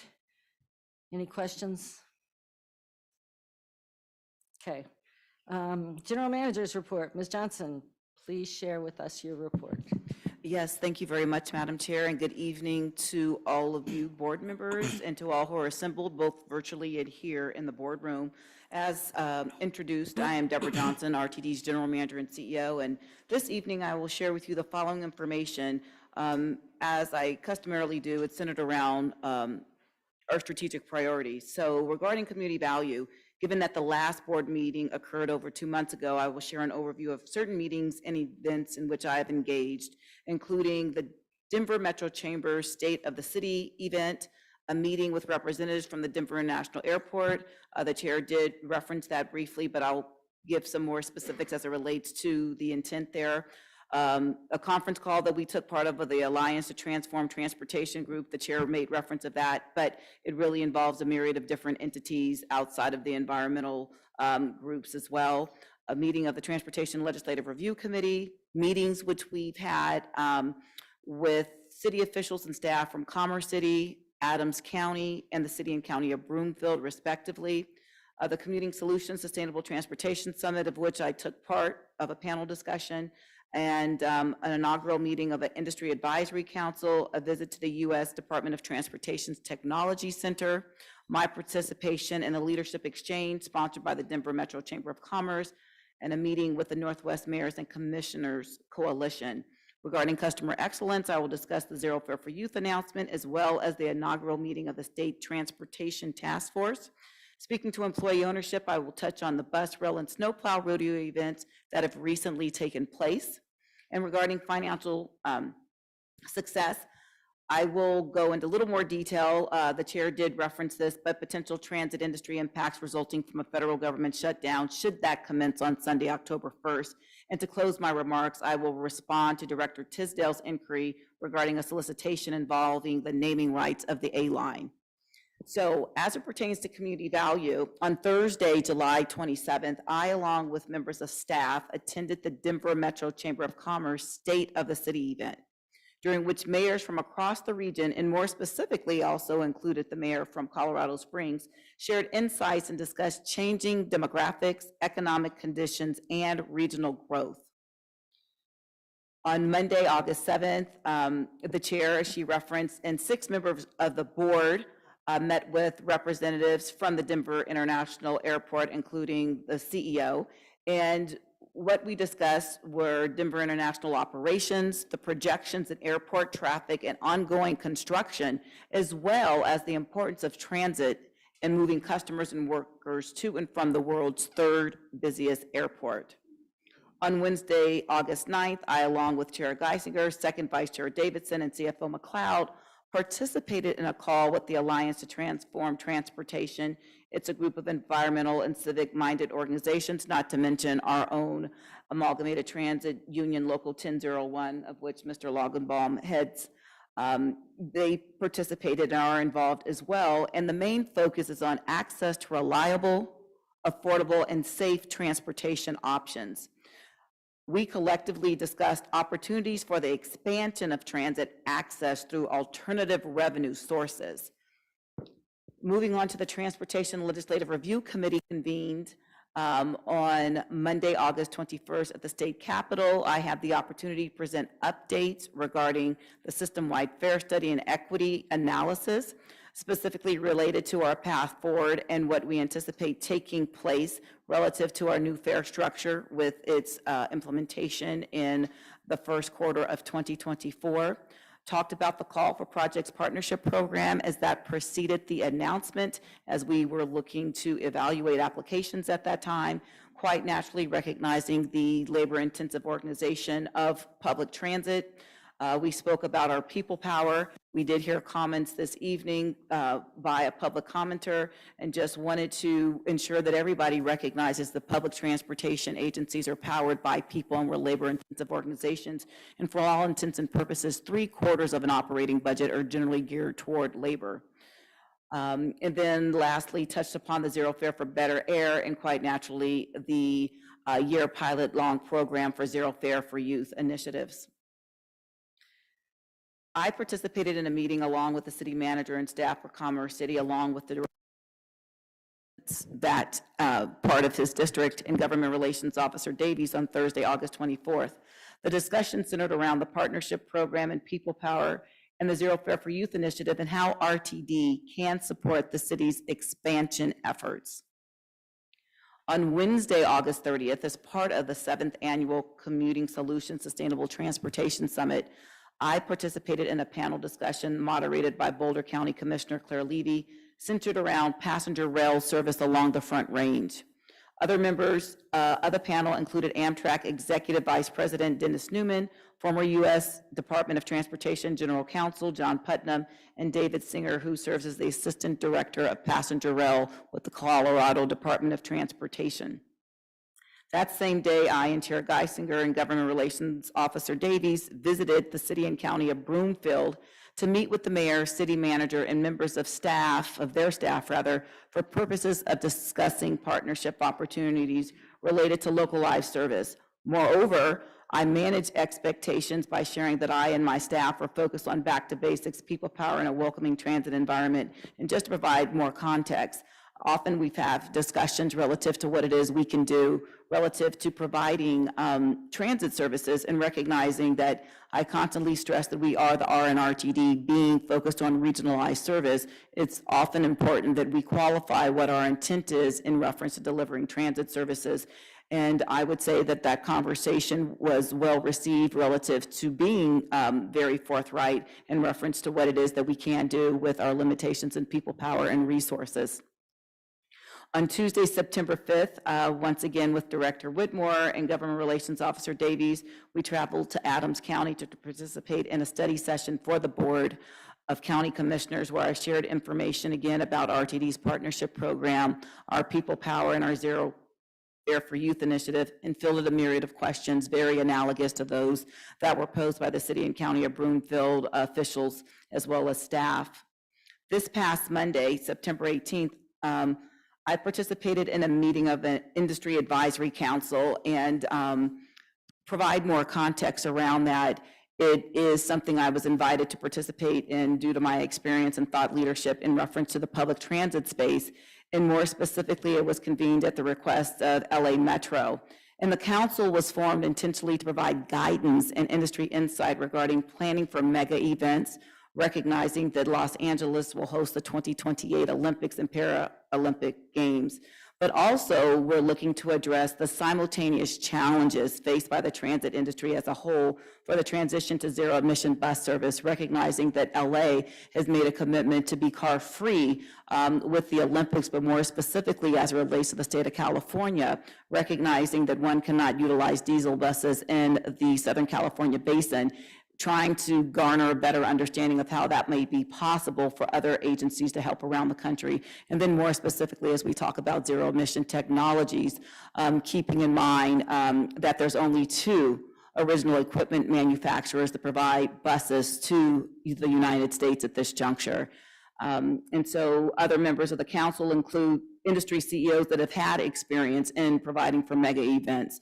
And so this collaboration has been intentional. So I have my colleagues that represent MARTA, being the Metropolitan Atlanta Rapid Transit Authority, Miami County-Dade Department of Transportation, Greater Cleveland Transit Authority, Utah Transit Authority, Long Beach Transit, TransLink in Vancouver, British Columbia, Las Vegas, or I should say the Regional Transportation Commission of Southern Nevada, Jacksonville Transportation Authority, and Toronto Transit Commission, TTC in Toronto, Canada, and as well as Harris County Metro that provides service to the greater Houston area.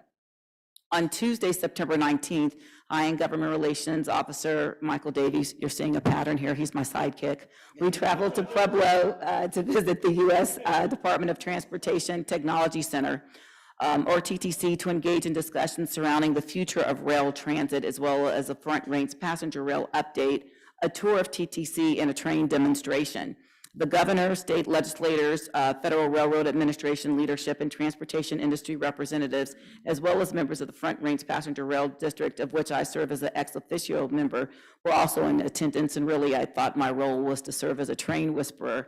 And we basically had an opportunity to understand the offerings of TTC, which include but not limited to full-scale transportation testing of locomotive and passenger and freight rail cars, hands-on training, and cybersecurity and communication testing.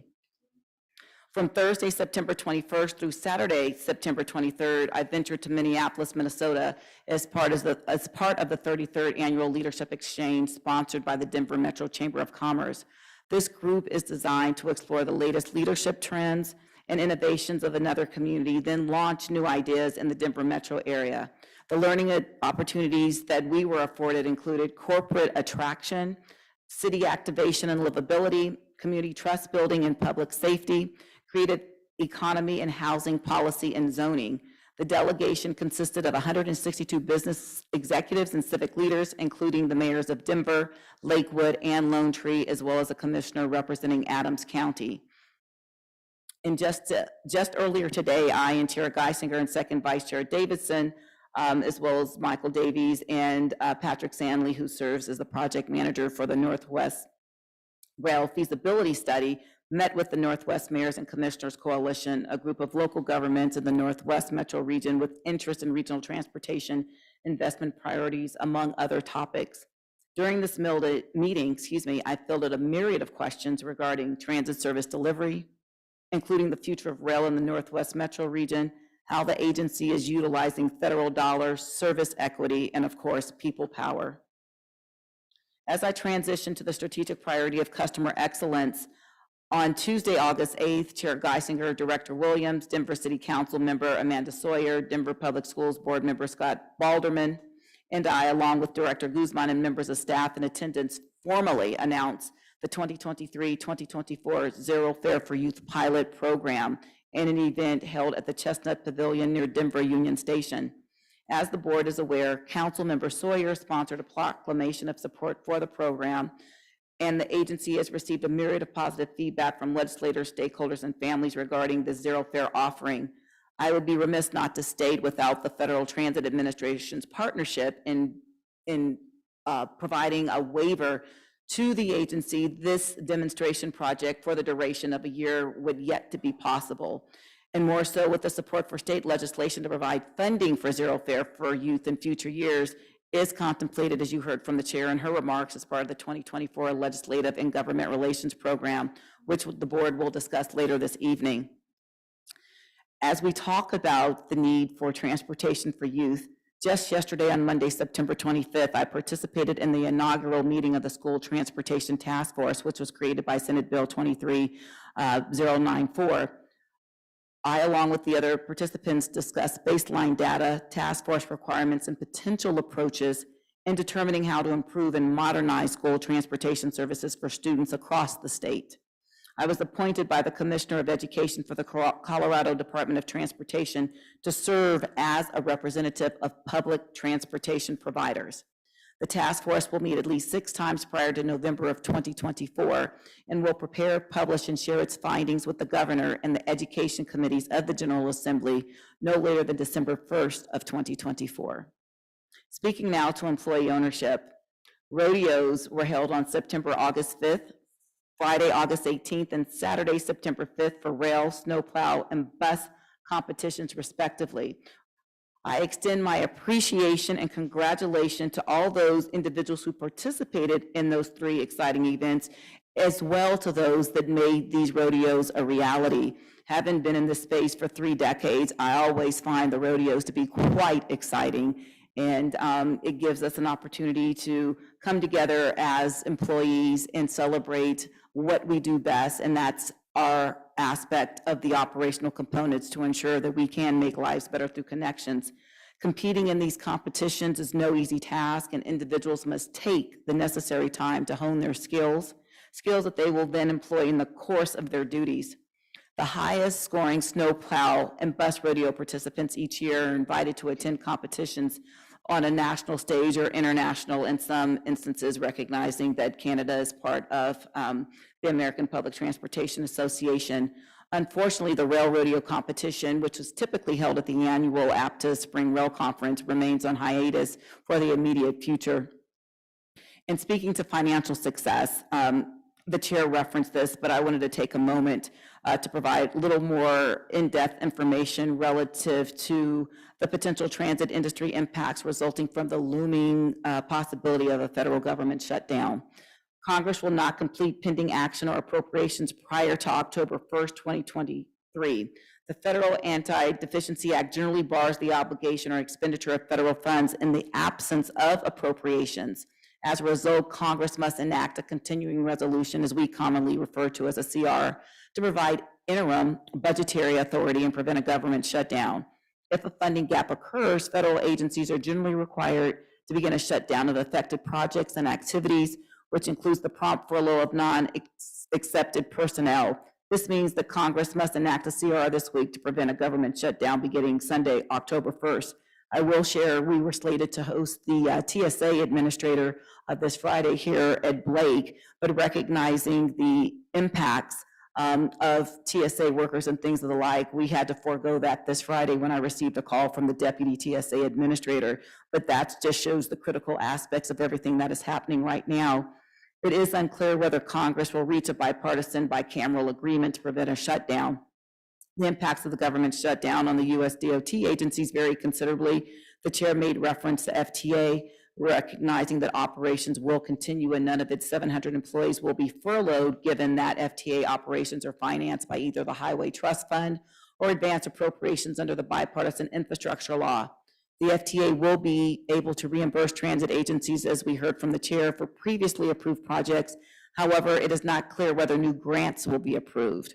Additionally, to the extent that FTA activities involve other agencies, the personnel of those agencies, such as the Environmental Protection Agency, U.S. Department of Labor, and U.S. Department of the Interior may be furloughed, which could stop progress on projects. And recognizing that we do operate commuter rail, I would be remiss not to reference the Federal Railroad Administration. 350 employees, or 35%, would be furloughed during a government shutdown. Remaining FRA personnel will be focused primarily on activities necessary to protect life and property, such as safety inspections. The FRA would not continue any of its unfunded core agency function, nor contracts, purchase orders, or other documents obligating funds would be executed, nor would the agency be able to advance any rulemakings, including those related to railroad safety. Similarly, 455 employees, or 25% of the Office of the Secretary of Transportation, would also be furloughed. The board will be apprised of any anticipated impacts to RTD in the wake of a federal government shutdown. And lastly, as I stated in my introductory comments, I will respond to an inquiry from Director Tisdale that was made during the Executive Committee meeting this past Thursday, August 21st, regarding the A-line naming rights solicitation. Most of you may be aware that RTD had previously entered into a naming rights agreement with the University of Colorado in 2016 upon the A-line commencing revenue service. Advertising revenues associated with the agreement total $1 million annually, as Director Tisdale had noted. As was reported to the board during the January 17th, 2023 Finance and Planning Committee meeting, the value of advertising rights for the A-line was again valued in 2022 at $1 million annually. The A-line corporate partnership, as the solicitation was named, has now been advertised twice, initially from Monday, October 31st through Tuesday, November 29th, 2022, and again from Thursday, June 8th, 2023, and Wednesday, July 26th, 2023. No bids were received during either solicitation window. As such, staff does not foresee engaging in further solicitations in the near term. It should be noted that the system advertising contract with Lamar Advertising precludes the agency from offering certain assets as part of the solicitation. And further, as part of the advertising contract, the agency receives a minimal annual guarantee. For fiscal year 2022, that amount was $5.2 million, and for fiscal year 2023, that amount totals $5.4 million, and the agency receives payments on a recurring monthly basis in the amount of $450,000. In establishing the stable revenue stream, RTD has leveraged its available advertising assets across the transit system to a greater extent than was previously possible by partnering with Lamar Advertising. One further note, the original A-line naming rights agreement expired in early June of 2021, which expiration neatly coincided with the commencement of the system advertising contract with Lamar, which was approved by the board on June 22nd, 2021. And with that, Madam Chair, I thank you all for your patience and indulgence, and that concludes my report, and I welcome questions if it suits this body. Thank you very kindly for the opportunity to report out. Thank you, Ms. Johnson. You may now have a drink of water. Does anyone have any questions? Director Rosenthal. Thank you, Madam Chair. Thank you, General Manager Johnson. That's very extensive. Goes to show the great work you're doing within the agency and also in the community promoting the agency. Thank you. My question is about the A-line, the recent emergency situation exercise within RTD with other agencies as well. Have there been any feedback or observations yet about how that went and what maybe some changes we're going to be making because of it, or what are some I guess some outcomes from it? So thank you very much, Director Rosenthal, for the question, and I'll just provide some context so everybody understands the nature of the question. Recognizing that we do operate railroads or rail service, it's incumbent upon us to ensure that we're prepared in the event of emergency or things of the like. So the A-line is operated by our concessionaire, which is the Denver Transportation Partners and Denver Transportation Operators. And in doing so, we leveraged a drill, which we do customarily as pursuant to Federal Railroad Administration guidelines and compliance standards. So with the assistance of DTO, DTP, and with emergency personnel in the immediate area, there was a drill that was conducted in support of Denver International Airport staff as well last Wednesday from the hours about 10 to noon. And in doing so, we actually simulated that there was really a catastrophe that was happening. We're in the process of shoring up the responses relative to that exercise. So I'm not at a position in which to provide report outs, but what I will say anecdotally, and after having had a leadership safety committee meeting, which I convene on a monthly basis, quite naturally with any exercise, this is to ensure that we are positioned adequately in the event of an emergency. So as we move forward, there's opportunities to ensure that we have some other aspects of training that are honed in on. And then as we look with emergency personnel as well, so they have a better understanding about deactivation of rail lines and things of the like. And so that would be my response, brushly, without having any statistics or any type of report out from a hot wash. Thank you. Thank you. Thank you very much. Any other questions, discussion? Okay, Dr. Broom. Thank you, Chair. I was. Not on. It's not on? Light's not on. Never mind.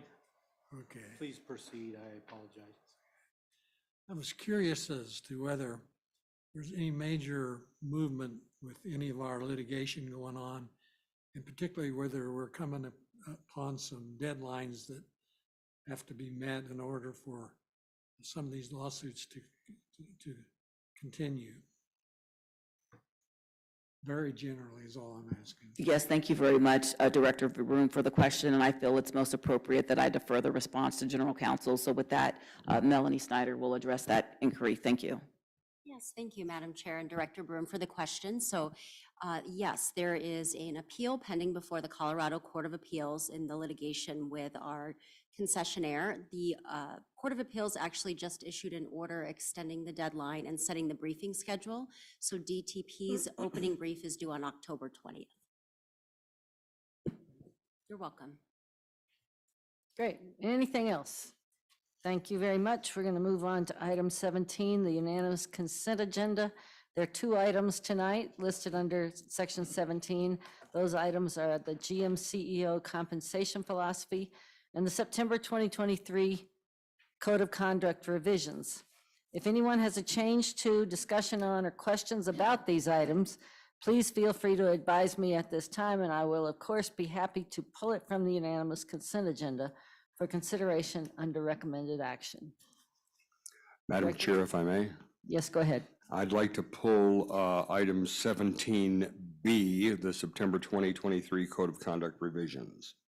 Okay, we will move that to the recommended action agenda.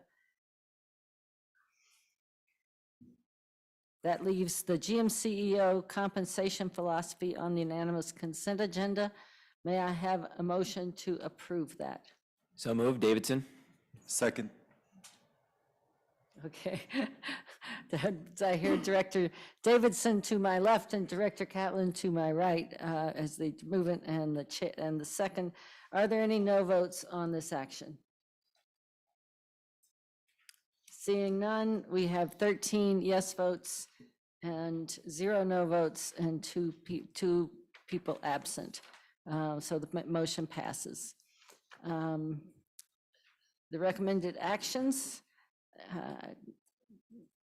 I guess we add the, excuse me, just a second. We add the recommended action. Oh, are there 12? 12 attended. So we add the recommended action on the unanimous consent agenda item, September 2023 Code of Conduct revisions to the recommended actions. Let's see. I need to read that. I'm going to come back to that one. And is that okay? I just want to, I need to find the language. It's not in my system here. We're going to start with the first action item is the pass-through carbon reduction grant. For the Board of Directors to authorize an expense appropriation to effectuate a pass-through grant from the state of Colorado to the city and county of Denver, or CCD, in the amount of $5 million for the Colfax Avenue Bus Rapid Transit Project. Do we have a motion? So moved. And a second? Second. I heard Director Tisdale and Director Harwick. Is there any discussion on this motion?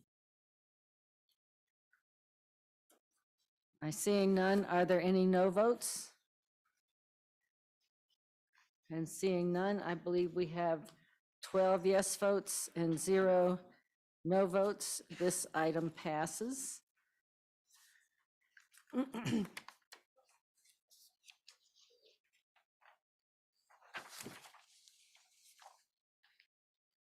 The second action item is for public opinion polling consultant. summary scope of work approval and contract authorization. For the Board of Directors to approve the summary scope of work for a solicitation and to subsequently authorize the general manager and CEO, the GM CEO, to enter into the contract for consulting services for strategic advice, development of a survey instrument, and public opinion polling related to revenue diversification and RTD finances. Do we have a motion? Director Catlin is the movement and a second. Second. Director Sloan is the second. Is there any discussion on this motion? I'll now call for the vote. Seeing none. Are there any no votes on this motion?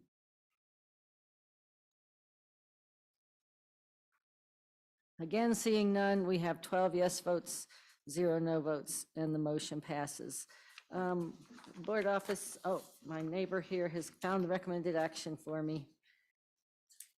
For the board, this is the September 2023 Code of Conduct revisions that have been removed to the recommended action. For the Board of Directors to adopt revisions to the Customer Code of Conduct.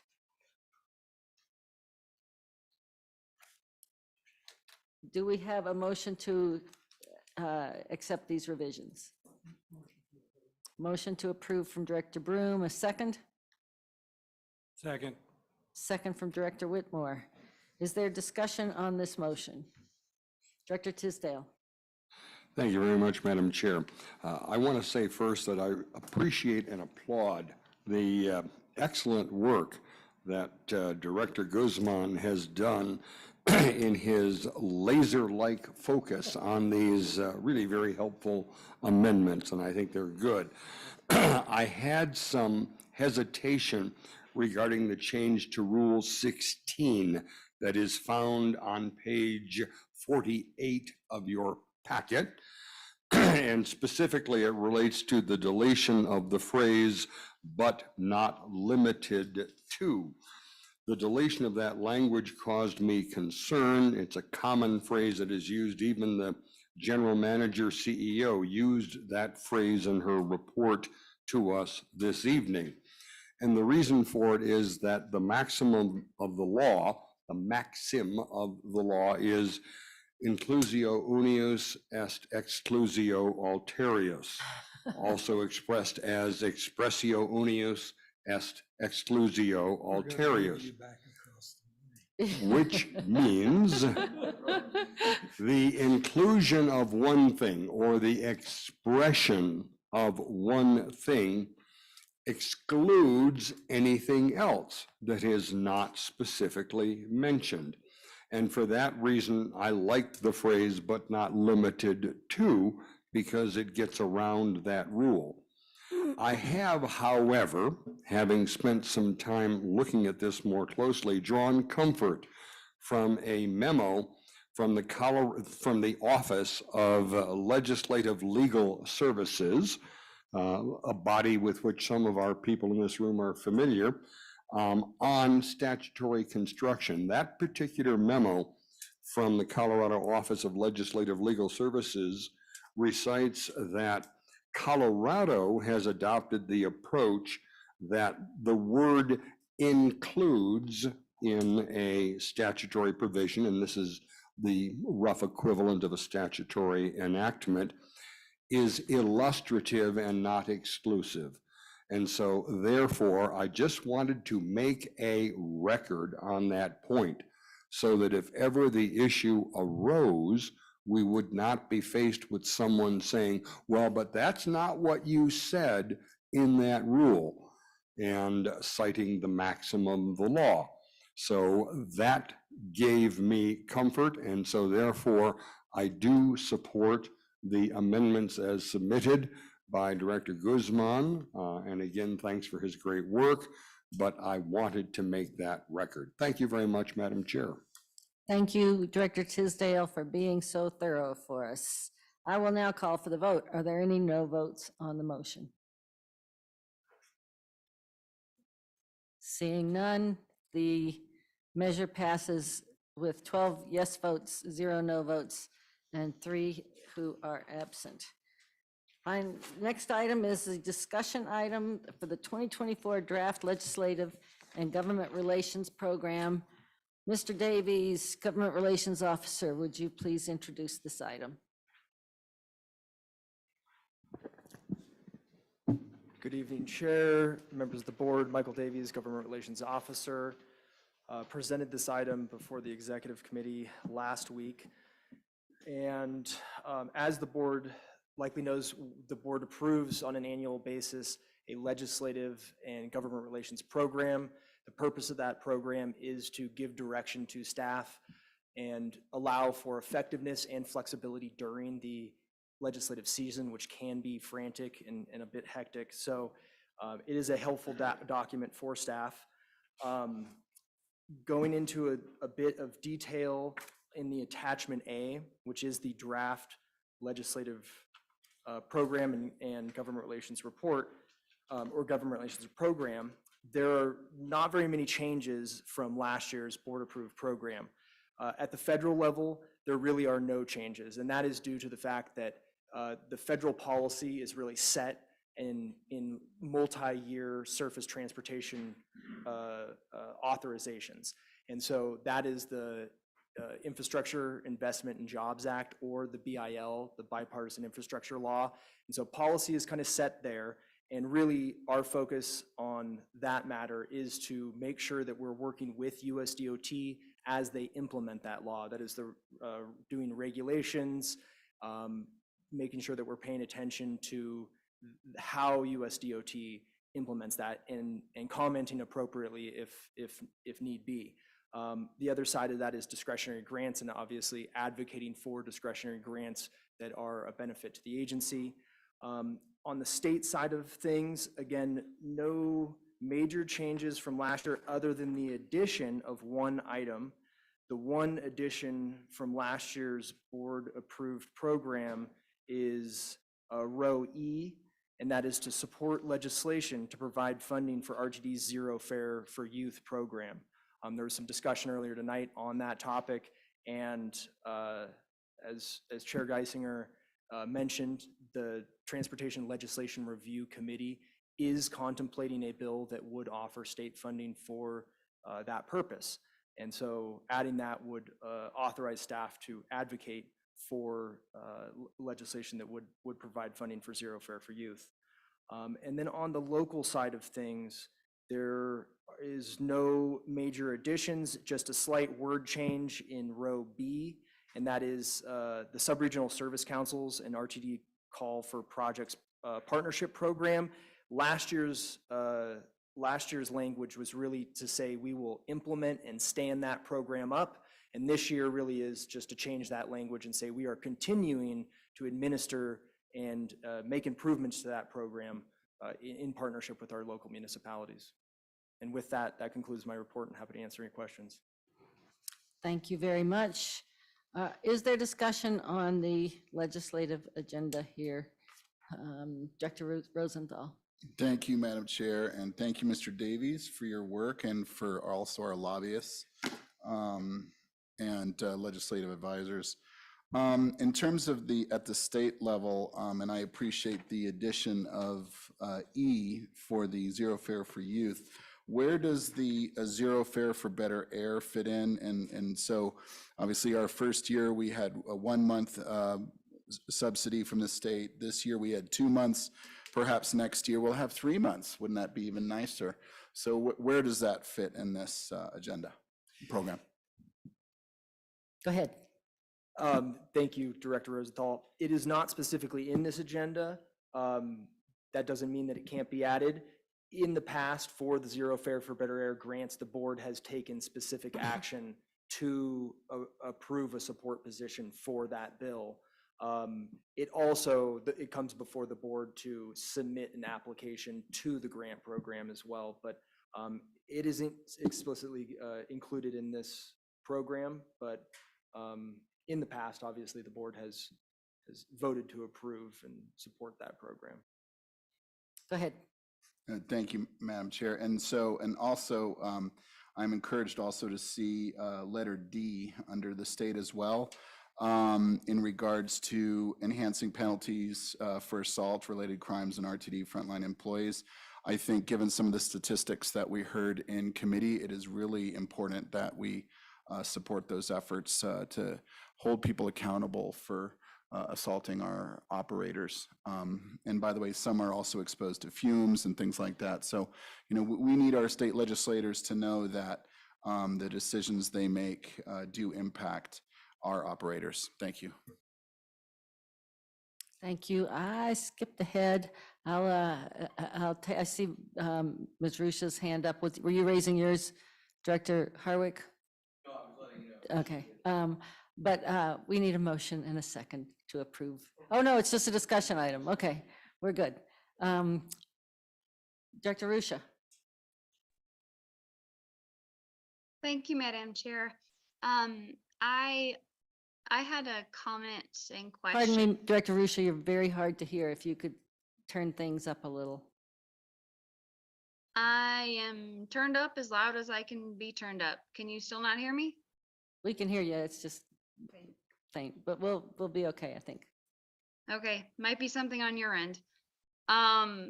So my comment was about actually just what Director Rosenthal just touched on.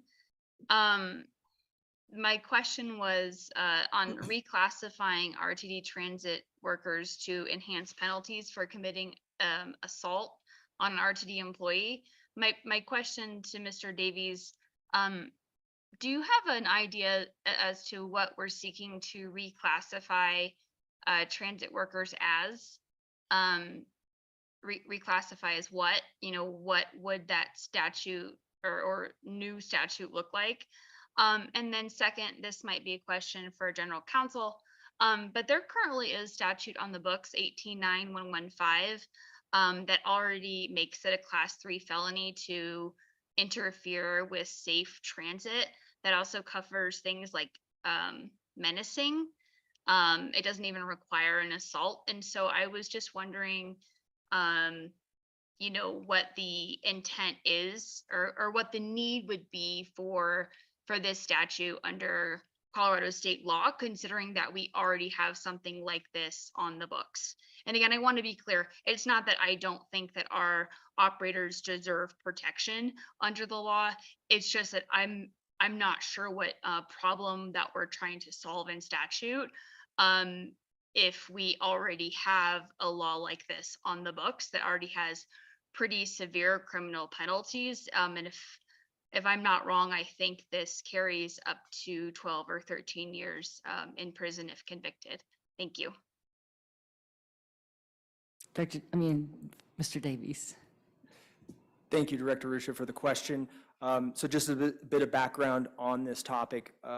As you all may know, we work very closely with our union partners, Mr. Longenbong at ATU 1001, and in working with them, this has been one of the union's top requests, is to look at enhanced penalties and make sure that there is a welcoming, safe, secure working environment for our frontline transit workers.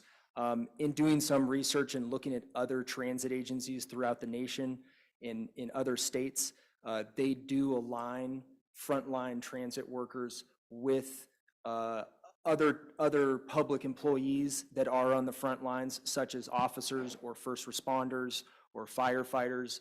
And so this section of the legislative program really is to work with lawmakers in the General Assembly to craft legislation to mirror what is seen in other states that protect those frontline workers. Thank you. Anything else, Director Rusha?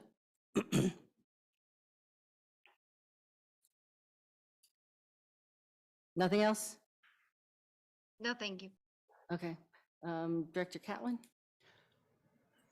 Thank you, Mr. Davies. I really appreciate, this is a pretty clear and clean document, and I think it provides good direction. I have a comment on the local item C, local official and key stakeholder engagement, about building and maintaining collaborative relationships with local officials and key stakeholders. I've found that even in my experience, sometimes we are requested to support or become involved in initiatives that may not be related to public transportation. And I was hoping that we could maybe emphasize that our goal first and foremost is to provide safe, reliable, cost-effective transportation. And sometimes, myself included, we get distracted with other issues that are important to some of our local stakeholders. So if we could put something in there that emphasizes that we want to do this for public transportation, I would appreciate it. Certainly, I can look into adding something that clarifies that. Anything else? Any other discussion? I just a point for the future. I've been working with Ms. Johnson and Mr. Davies, and we have our state Brandyberry McKenna representatives and our local representative Jennifer Webster at Catalyst planning to attend the October board meeting to give a report and answer your questions. Thanks. Thanks so much, Mr. Davies. Director Activities Report. Does anyone want to report on your activities for August and September? Director Guzman. August was busy for everybody. I'm gonna skip to this last weekend. I was grateful to have the opportunity to go to Washington, DC for the Latinos in Transit Conference. An amazing group of leaders where our GM and CEO is well known and recognized by her peers in other agencies across the United States. And it was great to hear good feedback about RTD in Denver and what people are seeing coming from us, especially with regards to Zero Fare for Youth, and having the opportunity to sit face to face with FTA Administrator Nuria Velasquez and Nuria Fernandez, excuse me. I'm nervous. I'm talking in English again. This is hard for me. No, just kidding. To have a face-to-face conversation with her and give her our thanks, my thanks for giving us the waiver to be able to do that pilot program here, and seeing the result lead to potential legislation that could impact the entire state was a wonderful opportunity. I was joined by Director Rusha as well, and I want to express my gratitude to the board and to the committees for taking up the amendments, and I want to thank the community groups that we met with. Both Director Rusha and I worked on those amendments in advance, and they were fine-tuned and put through committee as was agreed upon at our June meeting. And that would not have been possible without community input. So thank you for taking a serious second look at them and passing them through tonight. I really appreciate it. That's been the most of the effort of the work that I've accomplished in the last couple of months, outside of other committee work. I'm really proud of that happening tonight, and I'm really grateful to work with all of you. Thank you. That also includes meeting with our general manager, CEO, and going through them as well. So thank you for your support on those. I appreciate it. Thank you, Director Guzman. Director Rusha, I see you lit up. Did you have something to add at the conference or otherwise? No, I enjoyed my time. Thank you, Director Guzman, for inviting me. Thank you. Did I see Director Tisdale? Thank you very much, Madam Chair. As I mentioned before this happened, I spent 3 weeks in the month of August in Australia and New Zealand as part of the American Public Transportation Association study mission to the cities of Auckland, Brisbane, Melbourne, and Sydney to examine their transit systems. A detailed report is being prepared now, and we will have that available for distribution to the board, and I can respond separately on all of that. I will emphasize once again, just in case the question arises, this was all done at no cost to RTD for my travel to the APTA study mission in Australia and New Zealand. And as I said, we'll get that report to all of you. If anyone is coming to APTA Transform Conference, we will be giving the first draft of that report to people at the APTA conference. Thank you. Thank you, Director Tisdale. Other matters, are there any other matters? I'm sorry, did I jump the gun? Go ahead, stick with whatever you want. All right. Okay, fine. It is coming, I guess. Activity that I participated, one of the many things that I'm doing in the community, one thing that really sticks home with, what we were talking about with TOD and how do we plan better for the future. I participated in the Denver South Suburban Mobility Conference, and that was at Kiewit. And that was really incredible hearing from different leaders in the community who are doing great work on TOD. How do we integrate, better planning and zoning and construction of communities and inclusive of transit. So that really was a wonderful event, and I learned a lot and made some good connections there for myself, but also for RTD. But I also wanted to let, speaking to the next item on the agenda, and I wasn't able to have this event on my fingertips earlier when I did the land acknowledgement, but speaking of planning, the Denver Community Planning and Development Department is going to host representatives from tribes from historical ties to the land now known as Denver to inform Denver's American Indian and Indigenous peoples historic context study. So I went to the one last year. It is a wonderful reception that everyone is invited to on October 8th from 1 to 3 p.m. at the Denver Indian Center, and that is on Morrison Road within the city of Denver. So it is a wonderful cultural event with various Native American tribes. And so again, that is October 8th, 1 to 3 p.m. at the Denver Indian Center. So hopefully everybody will be able to make that. Thank you. Thank you. Anybody else? Any other matters? Okay, Director Davidson. Thank you, Madam Chair. I just have one other matter. I'll keep it brief. I just wanted to publicly thank Mr. Gary Sprung for his September 20th guest opinion in the Daily Camera that I would call attention for my fellow directors to take a look at. I'm going to read the title of his opinion piece in the Daily Camera. Who or what is to blame for the Northwest Rail debacle? Not RTD. I wanted to share that and really thank CEO and General Manager Deborah Johnson, as well as Mr. Patrick Stanley, who's not here this evening, but I seem to bump into at every other community event that I attend, talking about Northwest Rail and for framing this around developing a common set of facts. I think Mr. Sprung's article well captures how we got to where we are. Certainly, I think this board cannot shirk its responsibility or its accountability to this Northwest Rail debacle. However, we need to collaborate to find a path forward. So I know there's a perception that continues to arise sometimes within this board, within our staff, within the community, that we tend to do studies and we tend to kick the can down the road, and we continually repeat and face Groundhog Day just to appease political leaders, perhaps even some on this board, perhaps even myself. But I think that the intent of these types of things really, it comes down to how you intend to use the output, how you intend to use the outcome.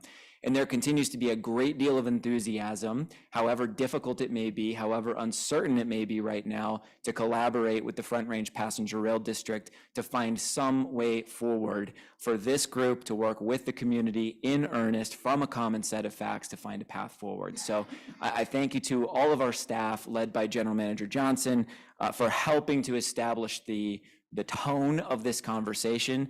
I thank Mr. Sprung for recognizing that tone and well capturing in his piece how we got to where we are.